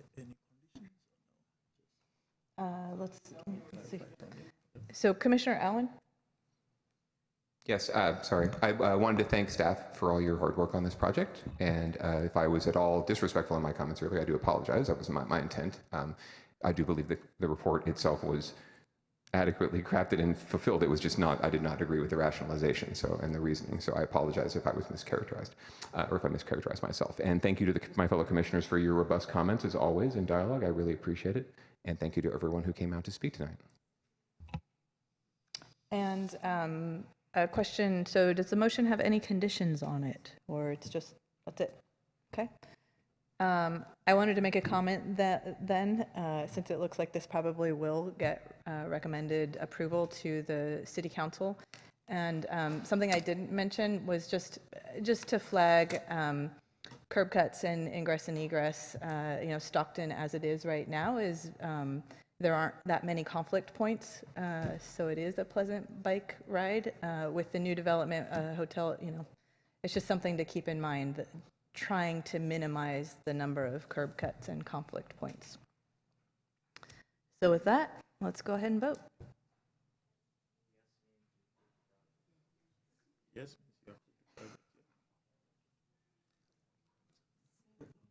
All right. Predictably, it flipped, and that motion carries. So thank you to everybody who came out tonight. We will go ahead and move on with the agenda.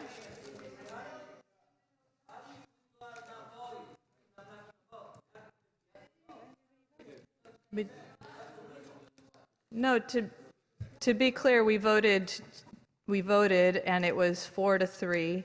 4 people voted to support the project. 3 people voted against the project. That means that support of the project won out, and the recommendation now goes to the city council for them to consider.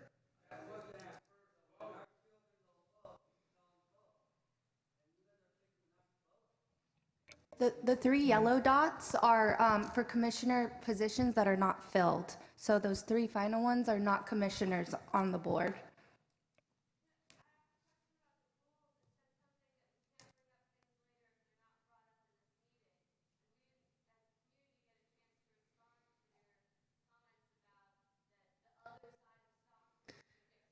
So I'm going to ask the public hearing is closed. I'm going to ask for folks who have questions about the process. That's wonderful.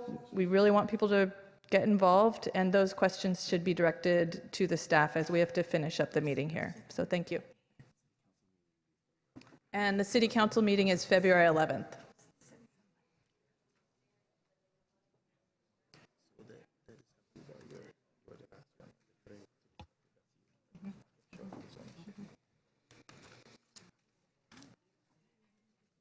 All right.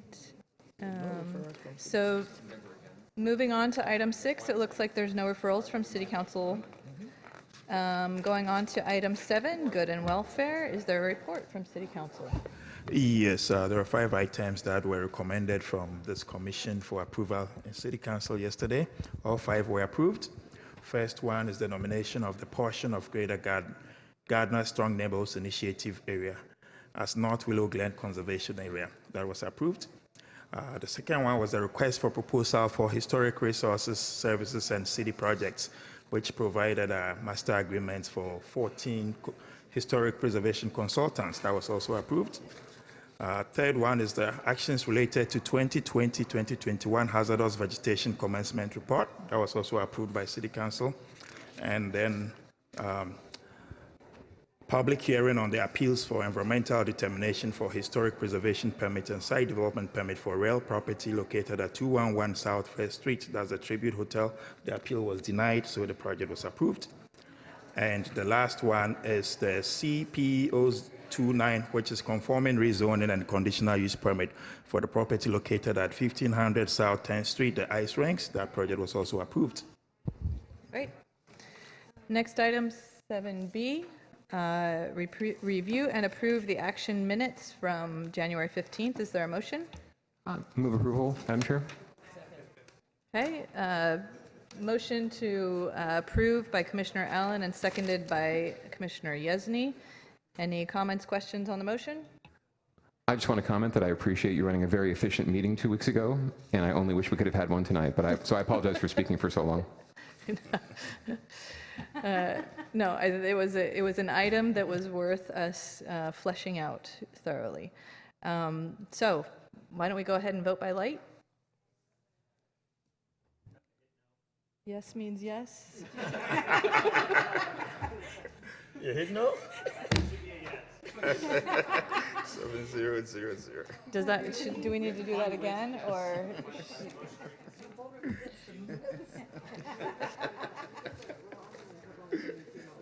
We're just going to move on. Anything for 7C, D, or E? Nope. All right. We are adjourned.